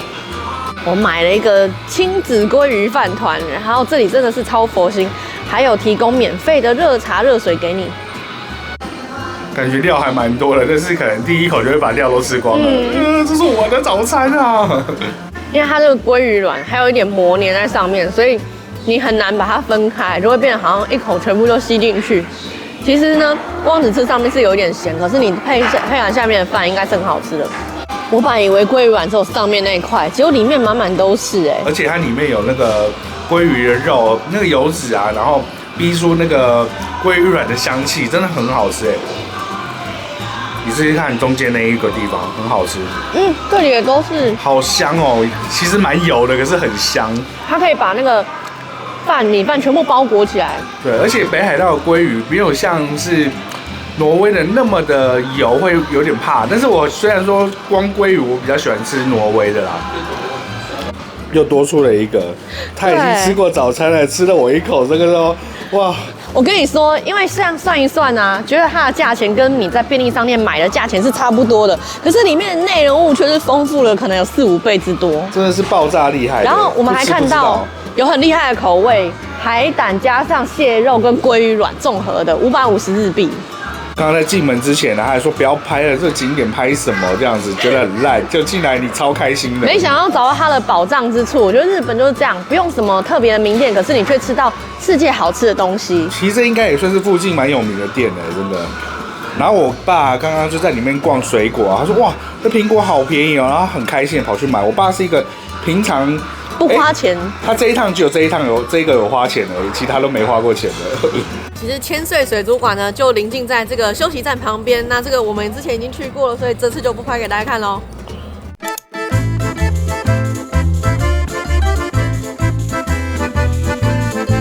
我们现在来到三小木科学馆，这里面呢主要就是展示一些器械，比如说像飞机啊、汽车等等。最重要的是这边有火箭的展示，那我觉得是一个还蛮不错的亲子景点。大家如果来这附近的话呢，可以来看看。重点还不用钱。这个是真正的滑翔机退役下来的，上面还可以看到他们贴那种就是类似像玉手那样的航空安全。我本来想说这里写的应该是请勿动手，结果他说如果你想乘坐的话，请洽询事务室。我刚刚也是在看里面，我说哇，这个也还原的太好了。我想一想不对，这是真的拿来展示的。这台车跟我一样大，同龄哦。这台车2人座，好小台哦。然后看到它这个牌子啊，叫做达多桑。我爸刚刚讲说是达多桑这样子。我们完全不知道，但是阿公说他很熟悉，就是以前有修过这个车子。虽然说这是你上的车这样子，因为我爸是做修车，所以他这车他有修过，这一台没有，但是这个牌子他就修过。他说这就是以前就是说这个就是日产的个车。旁边那个告示说，它的时速最高只有30公里，比我骑机车还慢很多。我爸他刚刚还说，这个牌子的车他以前还买过，买了没多久他就卖掉了。这还有互动装置，飞机往前飞很正常，可是它还可以后退。不动了。我觉得这个科学馆意外的还蛮有料的，而且东西就是很真实这样子，就算文字看不懂啊，就是你玩完这些东西也是蛮好玩的。而且我们刚刚小朋友一进来就是到处玩，每一个都觉得很好玩这样子。我们现在上来展示馆的2楼，这边几乎每一个东西呢都是互动装置，连大人都觉得很好玩，超好玩，而且每一个都可以玩，超多的玩不完哎。这个按钮按下去，超酷的哦，它上面会让那个猴子在动，好晕哦。我用拍给大家看，我没有。很酷吧？你看这个压下去也是一些影画系，它里面有画在里面，不知道看不看得到。这应该就是最早的电影吧？对。这里有很多积木的装置，还有个小孩的游戏区，然后也都是跟科学有关系的。这不知道是一个什么东西的驾驶舱，我好像有在电影里面看到过。对啊，你这样转一转，它竟然就动起来了。这是不是陀螺仪啊，还是什么？应该是。这有什么特别的地方？我站在这边变得很高，然后我又去这边又变得很矮了。对，但是事实上是一样高的地方，对不对？你看这边是比较矮，这边是比较高的。是超多万花筒的，这个手伸进去会变好几只手。这像恐怖箱，好恶哦，好恐怖哦，好多只你的手，恶心。我觉得这个超厉害的，因为它这个是地震模拟，然后它这边有显示什么阪神地震啊、新系地震啊，还是熊本地震啊，来了，然后你就可以依照震度体会一下地震的震度是怎么样。其实它已经只有4、5级的震度，可是我觉得蛮可怕的。你调的是哪一个？它只有 Start 的那个开关而已，没有可以调的。来，你好像在滑雪哦，有没有？你就在滑雪，有没有？是这样子吗？不对，你像阿里固，你知道吗？我不小心也动了起来。慢慢比较缓了，很有趣的这个装置。但地震来了就不有趣了啦。阿里固你不知道？不知道。就是快打旋风里面有一个扫把头，然后他每次都会这样。你的脚刚刚就像阿里固的脚一样。No。总之这里我觉得一定要来，不管是有小孩的人还是自己来也会觉得很好玩。雨天备案，哇，好多阿嬷在里面哦。哇，这是桃红色大军。这边有一间实验室，就是我们自然教室吧。恐怖片的场景。对啊，后面会摆一个骷髅头之类的。怎么样？是不是厉害？太厉害了，这太空舱真正的。这我真的人生第一次看过太空舱而且可以走下去。对，我们先去看看。哦，进去。他迫不及待要进去，我跟他说芭比拜拜，他不理我。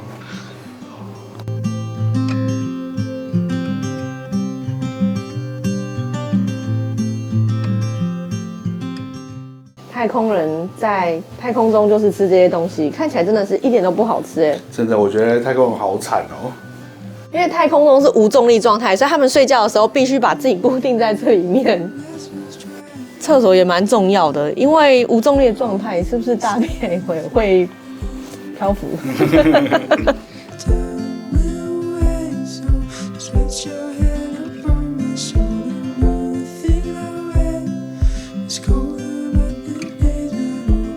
他们喝水是这样的，要透过这个管子直接放到嘴巴里面，然后你才能够打开开关，不能像我们平常一样拿杯子去装啊。看上面这些按键啊，看起来都很老旧，其实都是超先进的东西，到现在都还是。复古风。对啊。1到4岁的小朋友来这边呢，还可以体验穿小小太空服哦。我给这个景点120分，太强了！我第一次给到这么高分的那种科学景点。哇，外太空真的有在使用太阳能呢，这是太阳能板。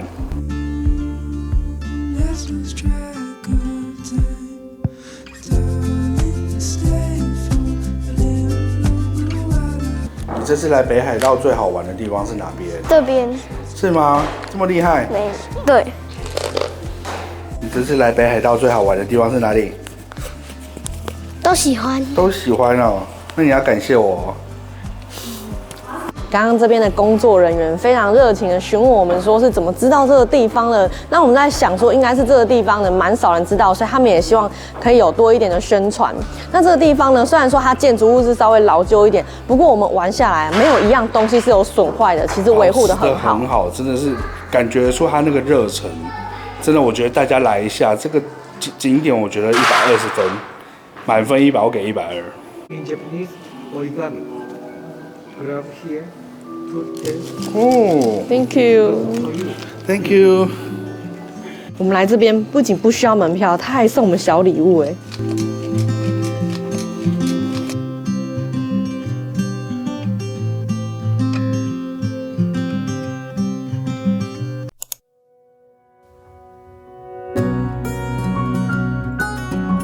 现在来到这个地方呢，叫做武都奈湖。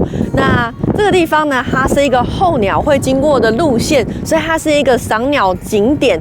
那这个地方呢，它是一个保护区，所以大家如果来这边的话呢，要非常的注意，不要给鸟类喂食。那我们刚刚呢，在这边啊，真的有看到一些零星的小鸟，不过因为我觉得可能季节已经过了，并没有看到大批的鸟群，都在天上。我们今天在天上看到很多飞走的，成群结队的。对啊，这个地方其实也是一个休息站，所以也可以来这边吃东西。我们等一下来这边吃东西，然后它这边也有那个展示馆，所以也可以进去看看，我觉得还不错。因为我们今天是最后一天，那我觉得适合最后一天或是第一天来到千岁这附近，这离机场大概10几20分钟的车程而已。还是我们最近能够接近湖水的湖了，因为它都没有围栏，然后这个湖水啊超级的清澈。有展示馆，我们就不进去看了，因为该吃饭，然后赶飞机了。不过网络上说这边很值得来，因为它里面的资料丰富到觉得不像是不用钱的那一种。这边的开馆时间大家注意一下。这里面是纪念品店，然后也可以吃饭看湖景，然后重点是呢还有小朋友玩的东西，不过这有点偏宝宝了啦。但是我们的2只宝宝还在宝宝。